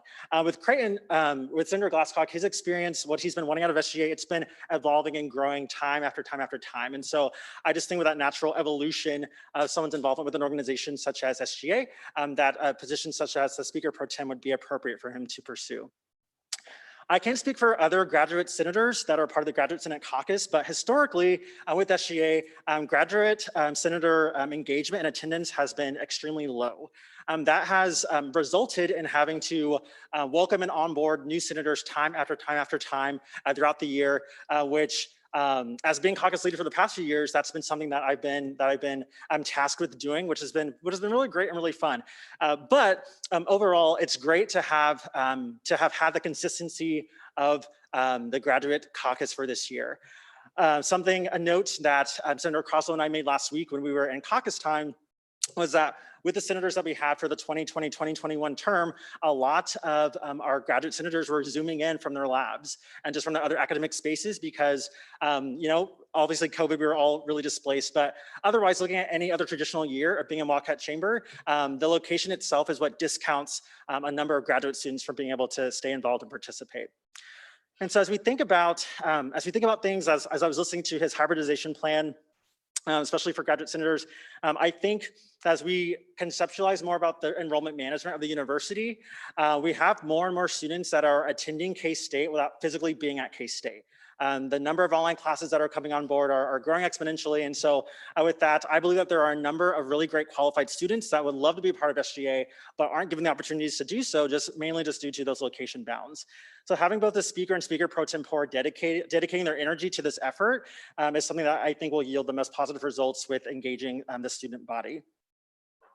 But lastly, as we can see, this year brought a number of unique challenges to this body, being Senate, and that I personally would argue that no one in any leadership position in SGA would have been prepared to do or engage with. So with this in mind, I trust Senator Glasscock with this position of Speaker Pro Tem to be a part of the SGA leadership that makes decisions with this body's best interest in mind and with the overall student body's best interest in mind.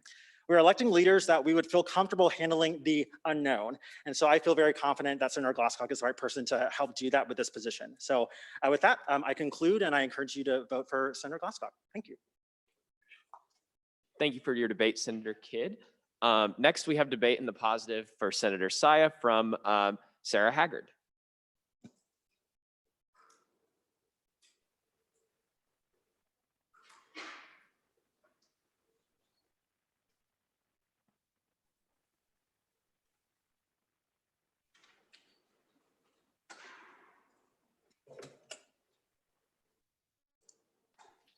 Is this better?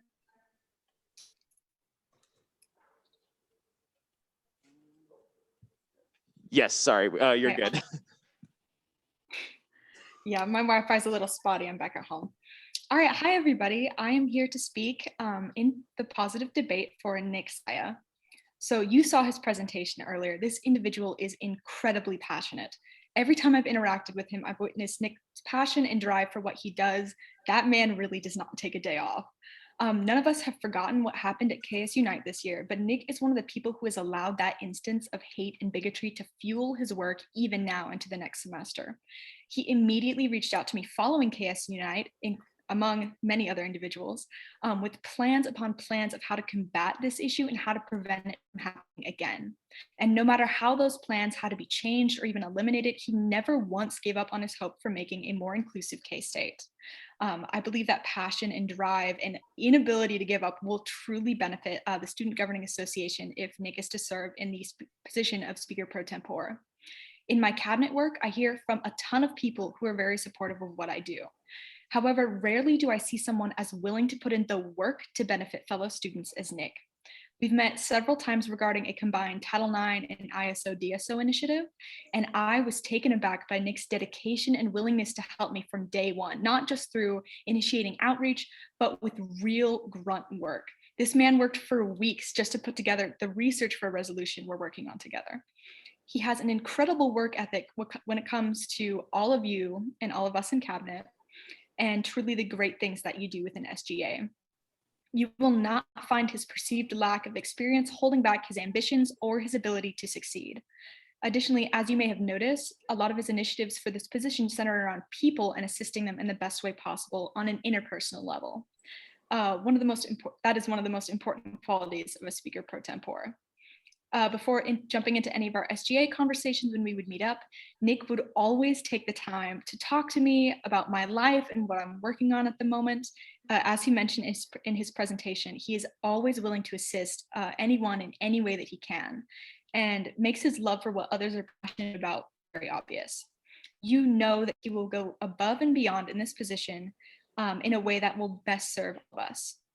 I could sing Nick's praises all night, but I can attest to his passion, his work ethic, and his dedication to this organization and the positive impact that it has on all students.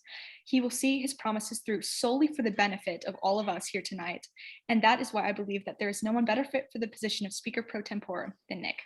Thank you so much for your time. Thank you for your debate, Sarah. Next debate for Senator Glasscock, we have Senator Pineda-Gomez. Can y'all hear me all right? Yep, you're good. Okay. Good evening, everyone. For those of you who I haven't had the pleasure to meet personally, my name is Juan Pineda-Gomez, a new freshman senator from the College of Engineering. Tonight, I hope I can provide a different perspective on Creighton and why I feel he would make the best Speaker Pro Tem for our upcoming term.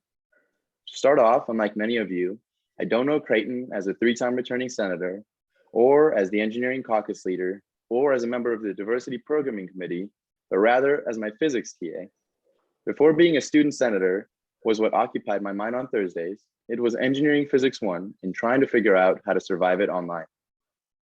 Since the beginning of the semester, I remember Creighton being very passionate about helping others.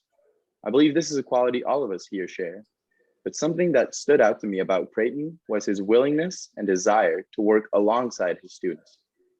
More so than just giving you the answer or telling you what to do, Creighton always wanted to work through problems with you until he was certain that your question not only had been answered, but also the 2 or 3 other questions you might have had after your first one. I believe these are extremely important qualities of a speaker pro tem to have, as we need to have someone who will both be willing and wanting to be in the trenches and work with us, as well as someone who will be proactive enough to handle issues before they become big deals. Creighton's resume speaks for his experience, and I believe his personality speaks for his potential. Furthermore, I believe that Creighton's platforms of redefining the College Caucus system, as well as increasing our digital accessibility, would enable SGA members and provide more opportunities for them to gain responsibility and experience outside of committee chair and Senate exec positions. In the future, I believe this means that we will increase the level of engagement from senators and interest from the student body, and thus allow SGA as an organization to benefit and grow closer to its mission. Friends, I believe a future with Creighton Glasscock as our speaker pro tem is filled with opportunity, which is why I would encourage you to join me tonight in voting for Creighton as our next speaker pro tem. Thank you. Thank you, Senator Pineda-Gomez. Next in debate for Senator Saya, we have Senator Richenberg.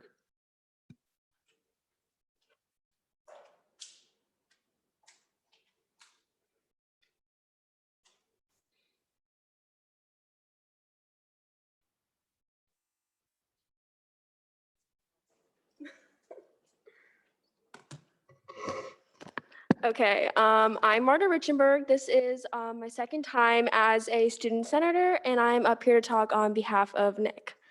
I first met Nick when he became an at-large member and eventually the vice chair of GR. And one of the first things I noticed about him is one, how well he dressed and how nice and personable he was. He was always smiling and ready to go, but the main thing I took away from him is how driven he is. He created a resolution that called for divestments of certain companies that K-State Foundation invests in. This resolution ultimately died in committee, but Nick was very persistent about finding a way to hold K-State accountable. Although he worked countless hours for something that would not be implemented, he did not give up.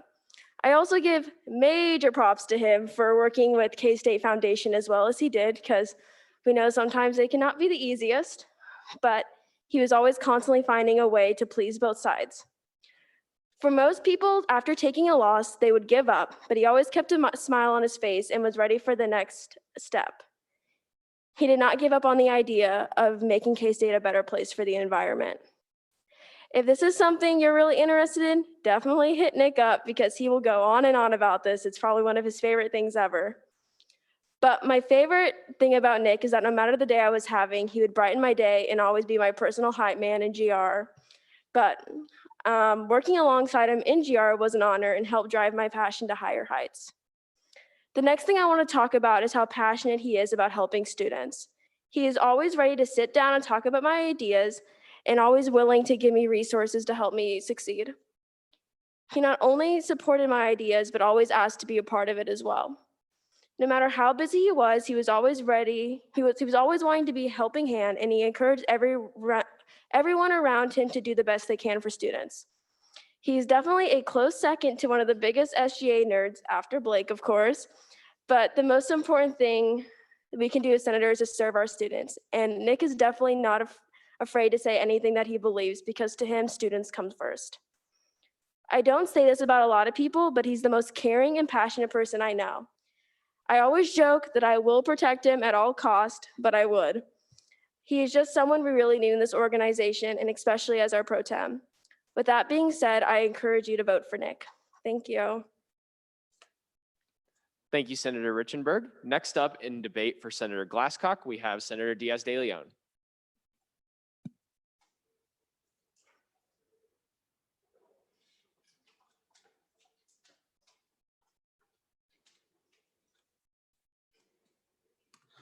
righty, get situated here. All right, good evening, Student Senate, both in person and virtual.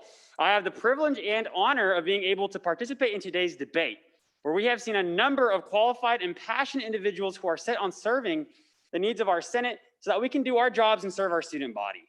We are all fortunate enough to have to make the tough decision that is going to be who is going to be selected out of these two deserving individuals. However, when I took a step back and really looked into who could fill this seat and preserve its integrity, I immediately thought of Creighton. We need to understand and recognize that this gentleman has not only had years of experience within SGA, but also was born and raised right here in Manhattan, Kansas. I always keep a level of respect for folks who grew up in a position to want to get away from the very thing they could have easily been sick of, but decided to stay and embrace it. We're talking about the prodigy that is the Kansa's very own child, Creighton Glasscock. For those of you who do not know Creighton, understand that he is much like a controlled fire, burning with passion and essential to preserving the integrity of our Senate. I could make a connection between Creighton and controlled fires and how they are exactly the same, but we can save that one for another day.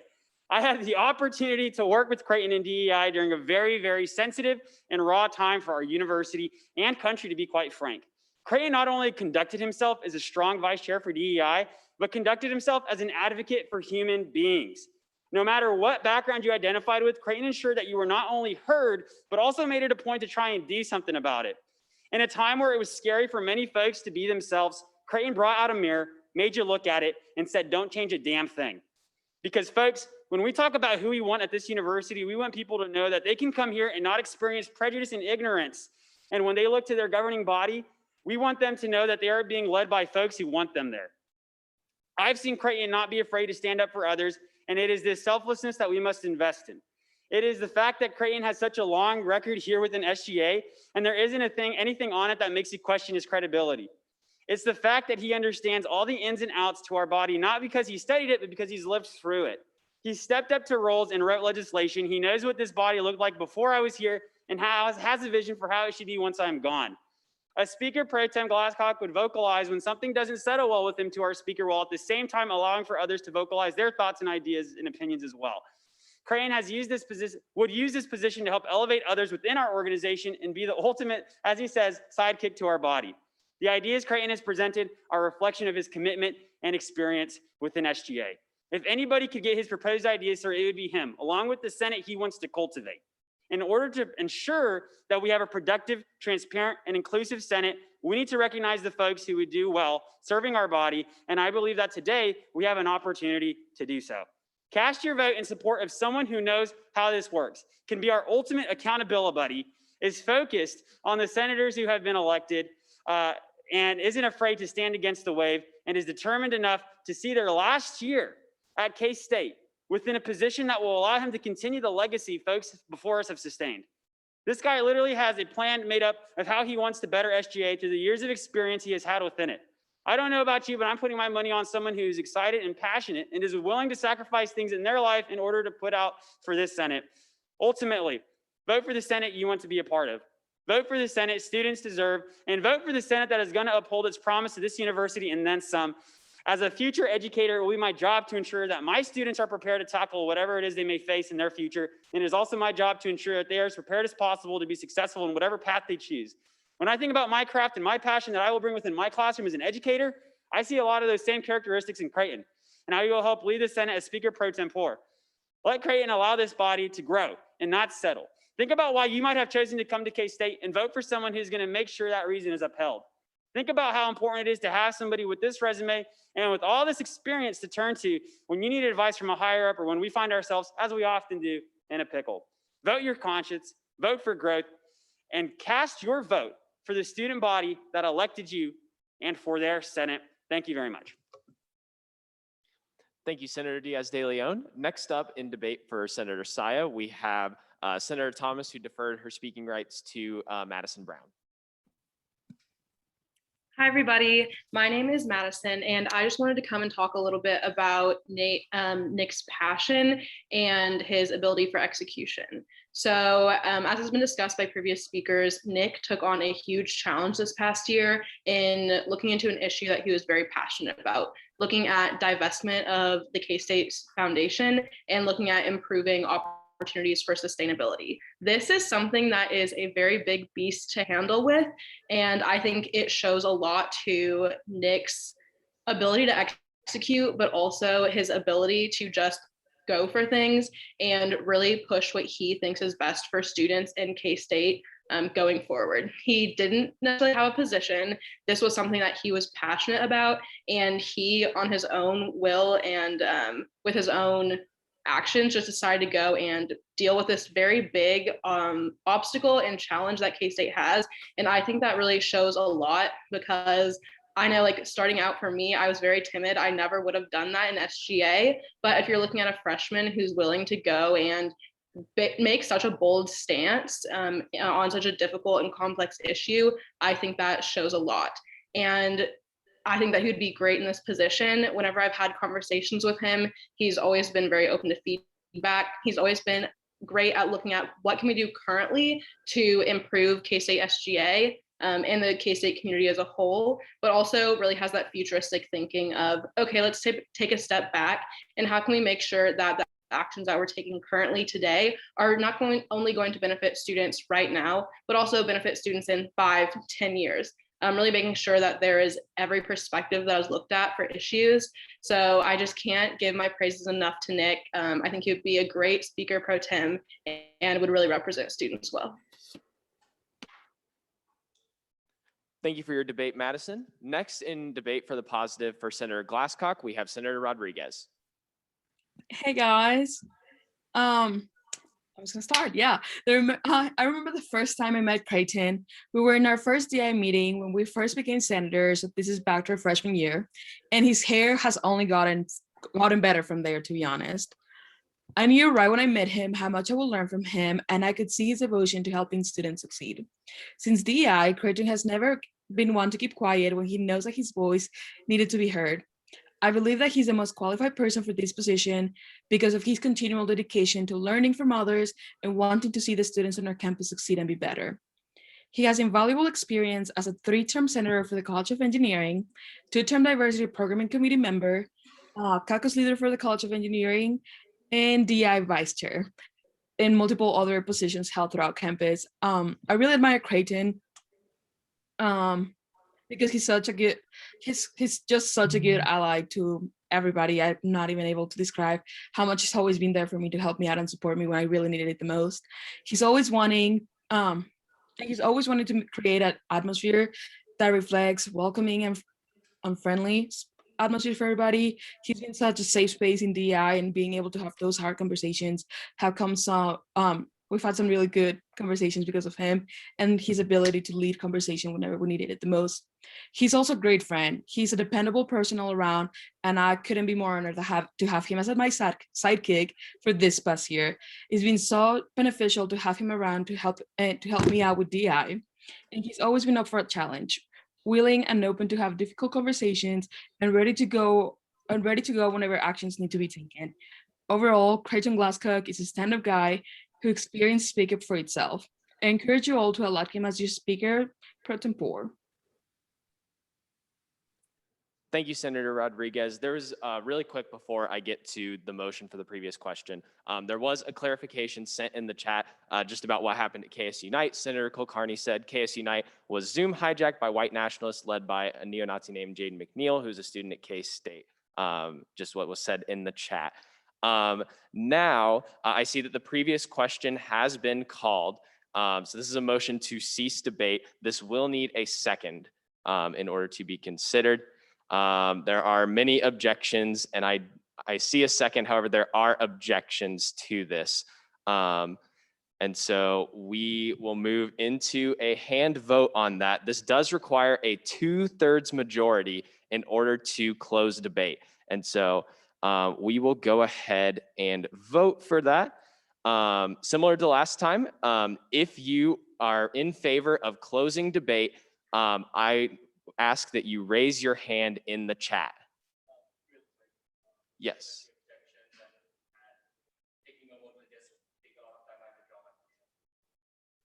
Okay. Senator Kulkarni has withdrawn his motion. Senator Prester, is that okay with you as the seconder? Okay, motion has been withdrawn. If everyone will please lower their hands. We are having some Zoom problems with lowering everyone's hands. And so I will do that. There we go. Still one more hand. There we go. Yes. Senator Taha is next up in debate for Senator Saya.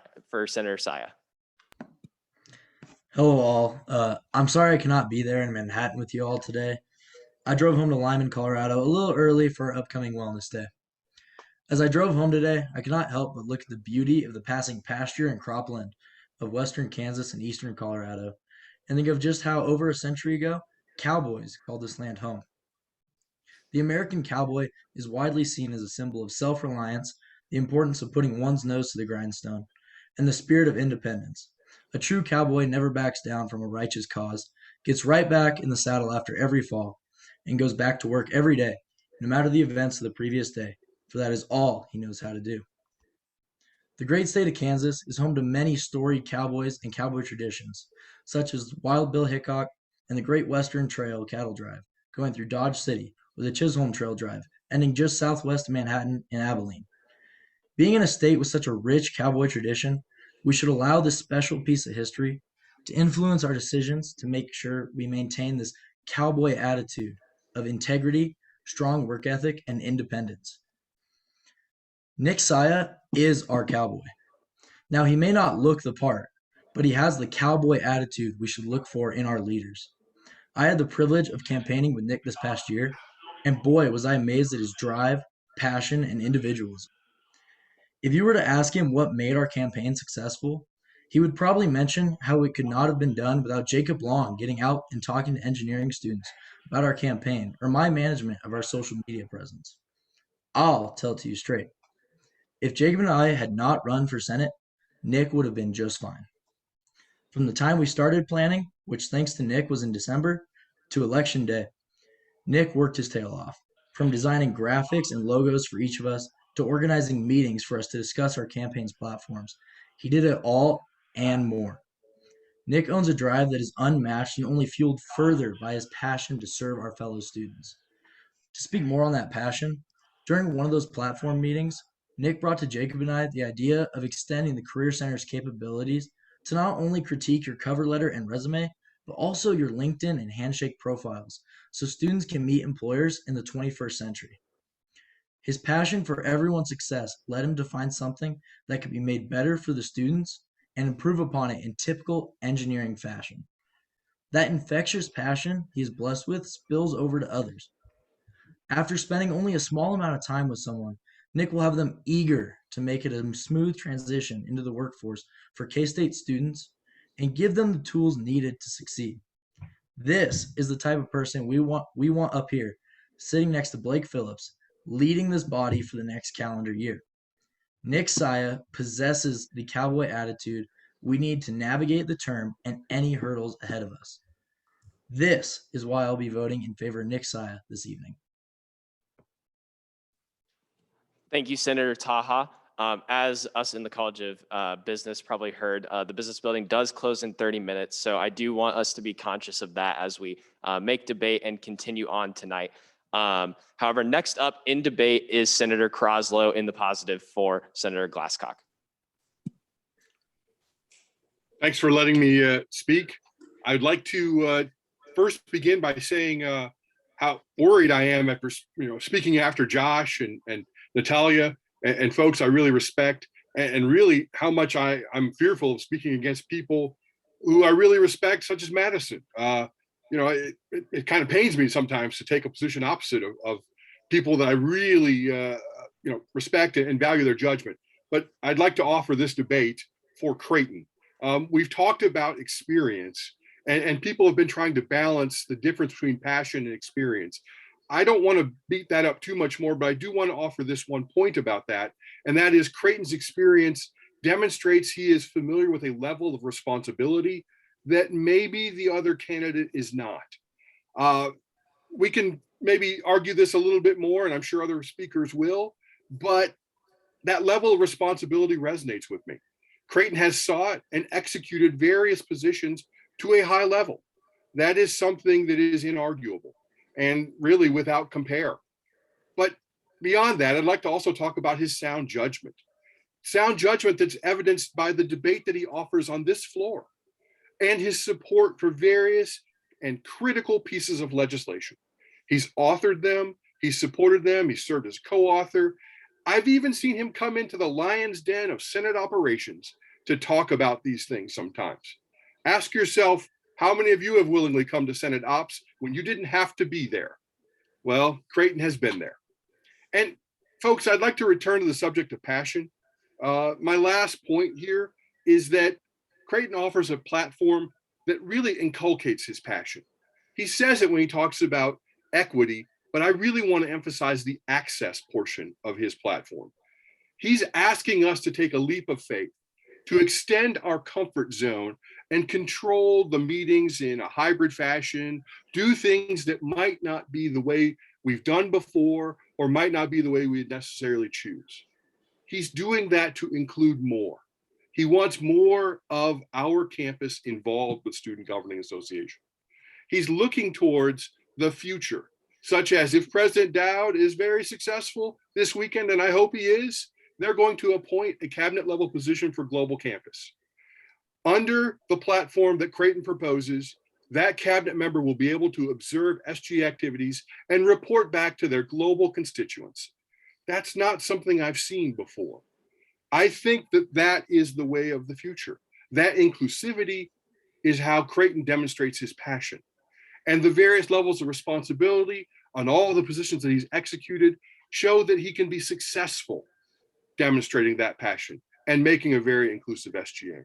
So in order to be brief, I'd like to wrap up what I'm saying here and just urge you to vote for Creighton, to consider everything. And when you've looked at everything, I don't think you can be left with any other decision other than to cast a vote for Creighton. Thank you. Thank you for your debate, Senator Croslow. Next, we have Senator Grolmes in the positive for Senator Saya.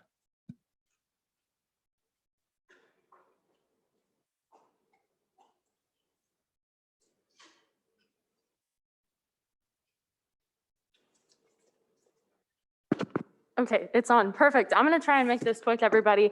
So hi, everyone. I'm really happy to be here with you tonight and speak in support of Nick. My name is Rachel Grolmes, and I'm a senator for the College of Arts and Sciences. In this past 2020-2021 term, I had the pleasure of serving on the Governmental Relations Committee with Nick, and there are a few qualities that I have seen exemplified in Nick that I would like to share with you all tonight because I believe they are important qualities in a pro tem. So first, kind of to reiterate some other speakers' points, Nick is driven, and this was made apparent to me when he ran for vice chair as an at-large member of the committee, but he didn't stop there. And if you were tuned into Senate for this past term, like previous speakers mentioned about resolutions 2021-48, it was an appeal to the KSU Foundation for the removal of endowment funds from the fossil fuel corporations. So there was a great deal of thought and careful consideration that the committee put into this resolution. And ultimately they decided that the spirit of the resolution is something that we wanted to work towards, but it wasn't quite there yet. And rather than being discouraged, Nick leaned into the feedback and has plans to work on a similar resolution for the future. He didn't shy away from the work required to create a new resolution. And again, I want to reiterate that I think it's very important to note that Lois Cox and Greg Willems, the Foundation's Senior Vice President for Investments and President and CEO respectively, attended multiple GR meetings to talk about the resolution with us. I don't know about you, but that seems really intimidating to me, to invite members of the Foundation to openly critique your own work. So I think that really shows that Nick isn't afraid to get out there in the community on campus or Manhattan to talk to new people and make something happen. And second, Nick exudes kindness. Each interaction I've had with Nick, I feel that my ideas are valued and that I'm being intentionally listened to. I believe that this is an important quality needed in any leadership role, and he's got it. I believe that if elected as Speaker Pro Tem, Nick will lead with kindness and a will to make campus and SGA better that will continue to propel this organization into a direction of innovation and inclusion. I also want to take a look at some of Nick's platforms that he talked about in his presentation earlier. So I really think that like the speed dating event to learn about positions would be extremely helpful, because a lot of times we have a basic understanding of what these positions entail, but it's hard for some of us to maybe go out of our way and ask a little bit more in depth about the governing docs breakdown. I think that would be really beneficial as well. I attended the one that Maggie hosted and I thought it was fantastic. So I think that continuing this is a great idea. And additionally, with working with the caucus leaders and the 1 hour promise, as well as the continued intern engagement, I think that these are all really great ways to make SGA more inclusive and to make our goals accessible, to give us the tools that we as individual members of SGA need to achieve our goals. So I believe that all of Nick's platforms are about empowerment, and he would be fantastic at empowering us as a body to, like I said, innovate and foster more inclusion. So we have a very hard decision to make tonight that we as change makers on campus should not take lightly. We are faced with 2 qualified and exceptional candidates. So when you're considering how to cast your vote in a little while, keep these examples that I have shared with you in mind, and thank you for listening. Thank you, Senator Grolmes, for your debate. The motion to call the previous question has been moved and seconded, and therefore it will go to a vote even with objections. And so seeing that, again, this is a 2/3 majority in order to close debate. So if you are in favor of closing debate, please raise your hand.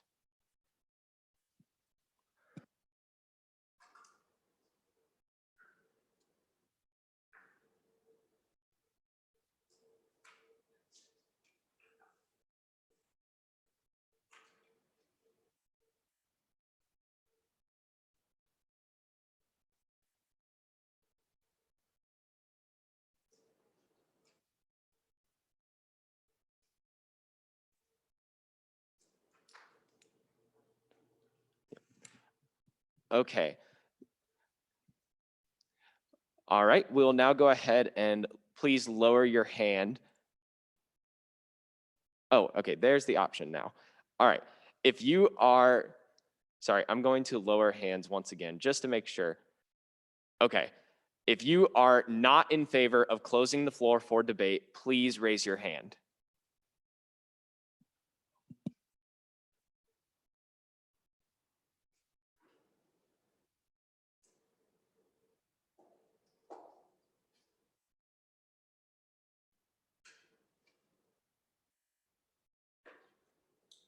If you're a proxy, please DM Blake your vote.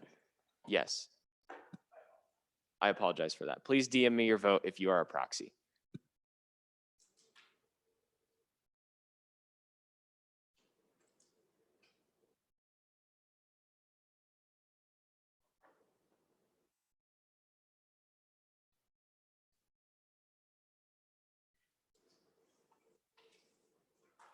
Okay, I'm going to go ahead and lower hands, and then we're going to calculate that really quick.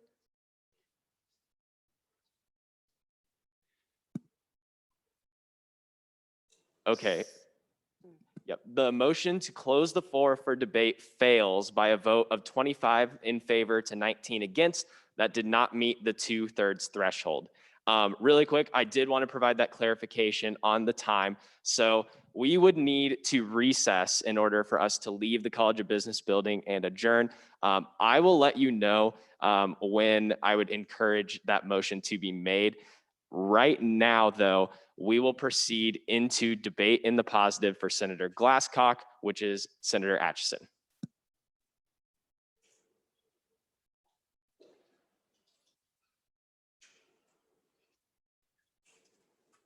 Okay, y'all, I'm going to keep this real short in fear of being judged for having a long debate.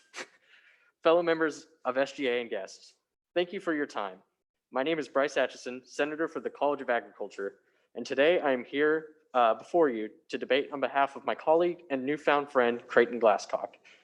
Yesterday afternoon, I had my first one-on-one conversation with Mr. Glasscock, and to say that I was impressed was an understatement. True passion for his craft and vulnerability in his personality were very apparent, And on top of that, he presented to me a very impressive set of platforms and visions for this year's Senate that I had personally seen as just what we need to ensure efficiency and promote growth. And I hope that all of you had the same feelings during tonight's presentation. It is my steadfast belief that Creighton, by far, is the most qualified candidate for this year's Speaker Pro Tempore. His progressive changes and experience background are both very appealing to me and gave me great joy and excitement for the new and beneficial changes we can see for this year. In the interest of time, I'll keep this debate short, so I'll leave you with a quote by my role model, John Fitzgerald Kennedy. And this, I believe, is something to ponder no matter who you vote for tonight. This country was not built by those who waited and rested and wished to look behind them. This country was built by those who chose to move forward. Let's not sit around and wait for change, fellow senators. Let's move forward. I urge you to vote for Creighton Glasscock. Thank you, Senator Atchison. Next up in debate for the positive for Senator Saya is going to be Senator Lynn.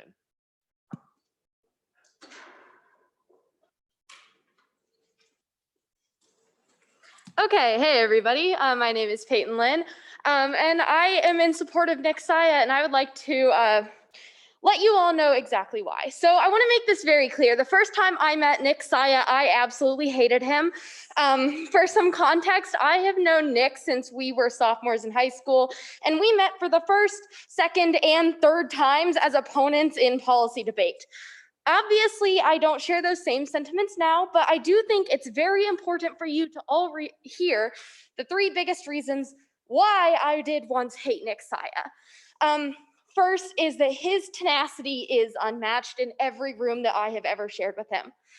I've met very few people who are as passionate about their roles as Nick, and he cares so much about every single thing that he does. I have spent hours having conversations with him about absolutely everything and nothing all at the same time. And Nick absolutely has the responsibility and experience necessary for this position. In just 1 year, he has continuously stood up for students and is more than willing to give every bit of passion to each and every one of us, day in and day out. While, as other speakers have mentioned, he is extremely passionate, I believe that it is his willingness to take that passion and translate it into action that truly sets Nick apart.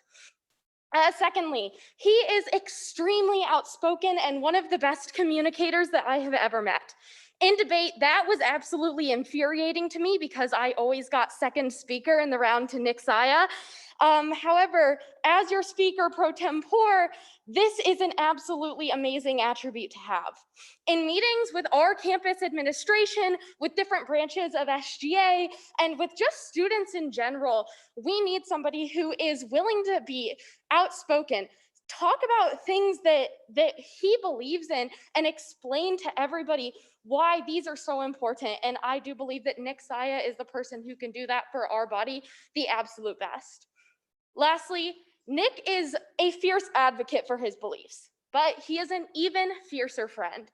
He will be a friend to every single member of this body, day in and day out, no questions asked. I don't believe that there's anybody who is more approachable or who will lead with as much kindness and empathy as Nick will.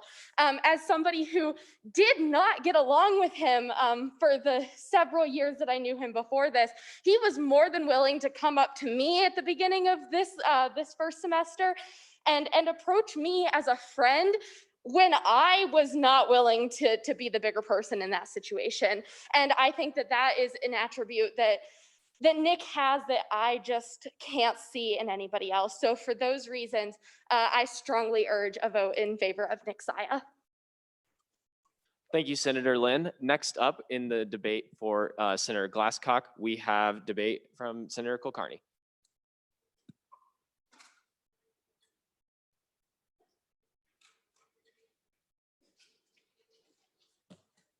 Good evening, everyone. I know we are tight on time, so I'm going to keep it real short and sweet.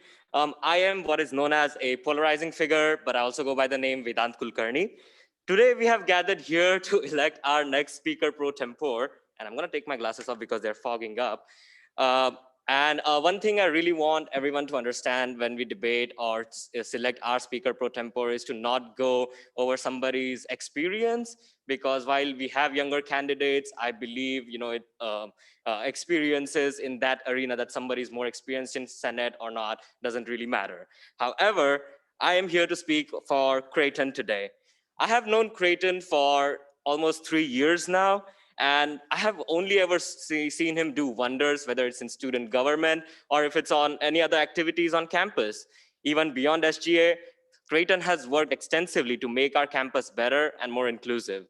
As the DEI Vice Chair, even though I was surprisingly not assigned to DEI last year, in my capacity as the International Affairs Director, Creighton made sure, along with Natalia, that I was invited to every meeting and that I received the Zoom link and the agenda, and that my voice was heard and belonged in DEI. Whether it's a committee, subcommittee, an administrative committee, administrative subcommittee, you're sure to see Creighton over there. He takes time off out of his busy computer science physics schedule to come to different committees and learn more about experiences of different students. In my time with K-State, I have seen him being a good listener, a good friend, and participate in discussions that would otherwise make him uncomfortable, but learn from them, grow from them, and go ahead with a more experienced personality. He has led groups and group discussions and actively participated in all of SGA events. Therefore, before I end, I would just like to echo what one of the previous speakers said, that vote for the individual who you think is the best for our Senate and best to represent our student body. While I am inclined to vote for Creighton, I have received the privilege to work with both Nick and Creighton. And I can say that no matter who wins tonight, SGA wins tonight, and we will have a good team of SGA leadership. Thank you.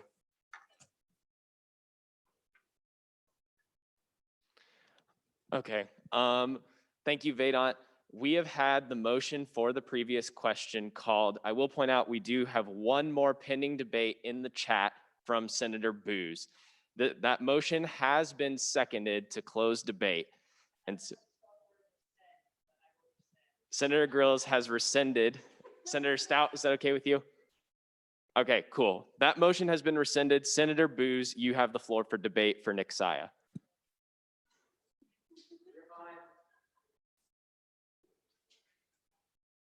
Yeah, I understand that we want to be done with this, but these are important decisions, and I think I have a perspective to share that's unique because, and partially this is why I did not want to be a senator making this decision at this point, because I have known both of the candidates for at least 3 years. Nick went to my high school, was on the debate team I was on.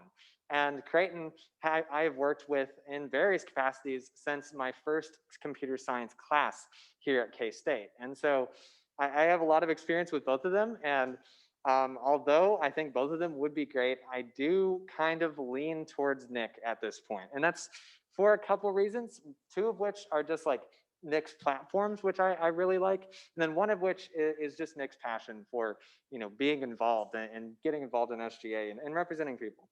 So the platforms debate, as I see it right now, is really kind of leaning towards Nick for a couple of reasons. So on like the Caucus Leader platforms, I honestly think Nick and Creighton have very similar platforms. And I think both of them will be getting caucus leaders more involved and will be just doing very similar things in that area.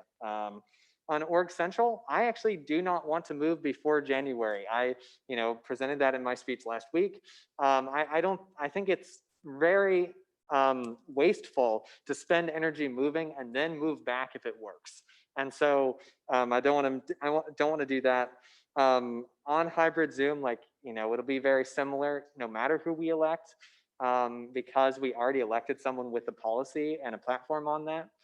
But on governing documents, Nick is passionate in the same way that I'm passionate about the governing documents, which is a way that not most people are, but that I think that we need in some capacity in SGA. And so, and even in leadership positions. But then Nick also pairs that with a great understanding of promotion and an idea that would allow us to promote the governing documents in a more understandable form.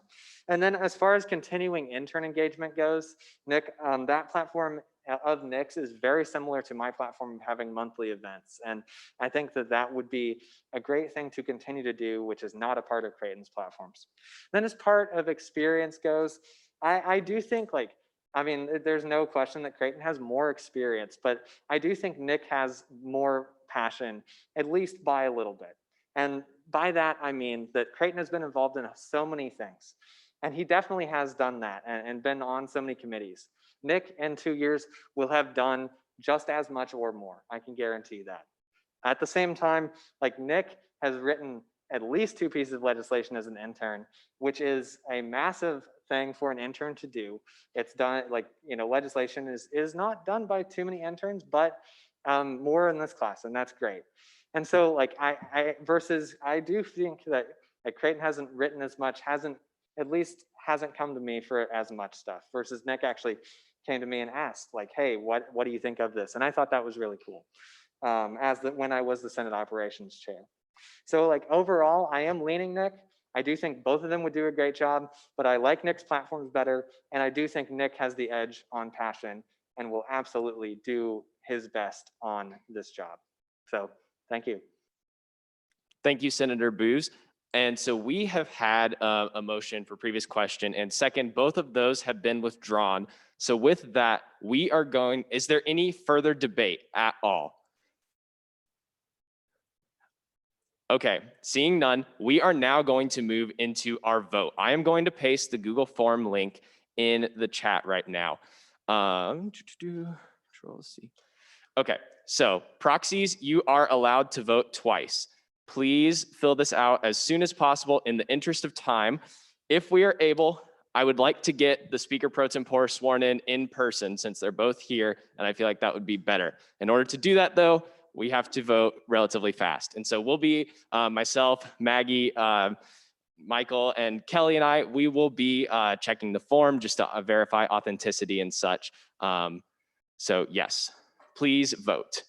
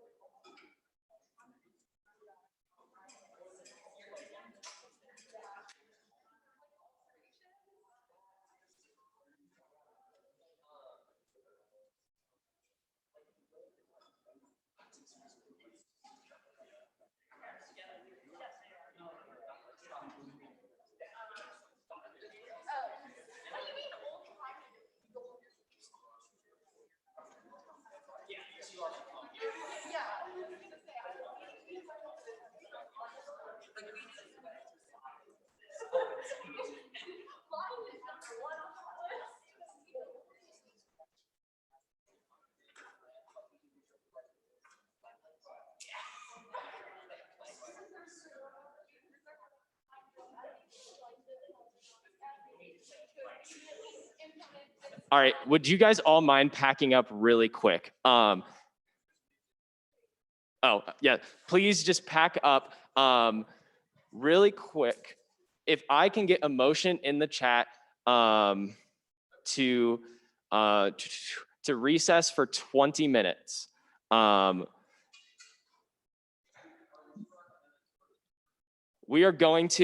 am going to get to the motion after we swear in, but it is now like moved and seconded. We will address the motion as soon as the swearing in is done.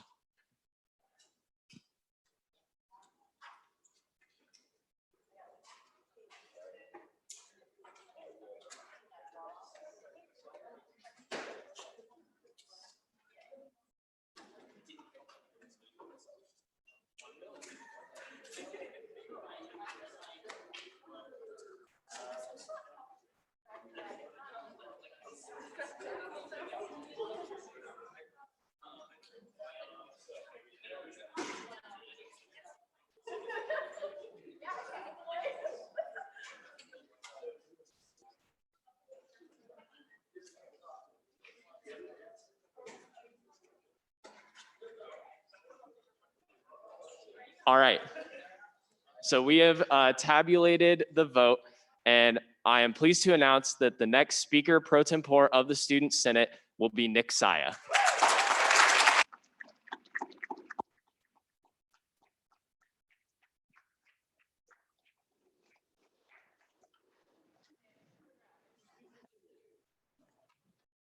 Okay, Nick, please raise your right hand. I do solemnly swear that I will faithfully execute the office of Speaker Pro Tempore of the Student Senate and will, to the best of my ability, preserve, protect, and defend the Constitution of the Kansas State University Student Governing Association.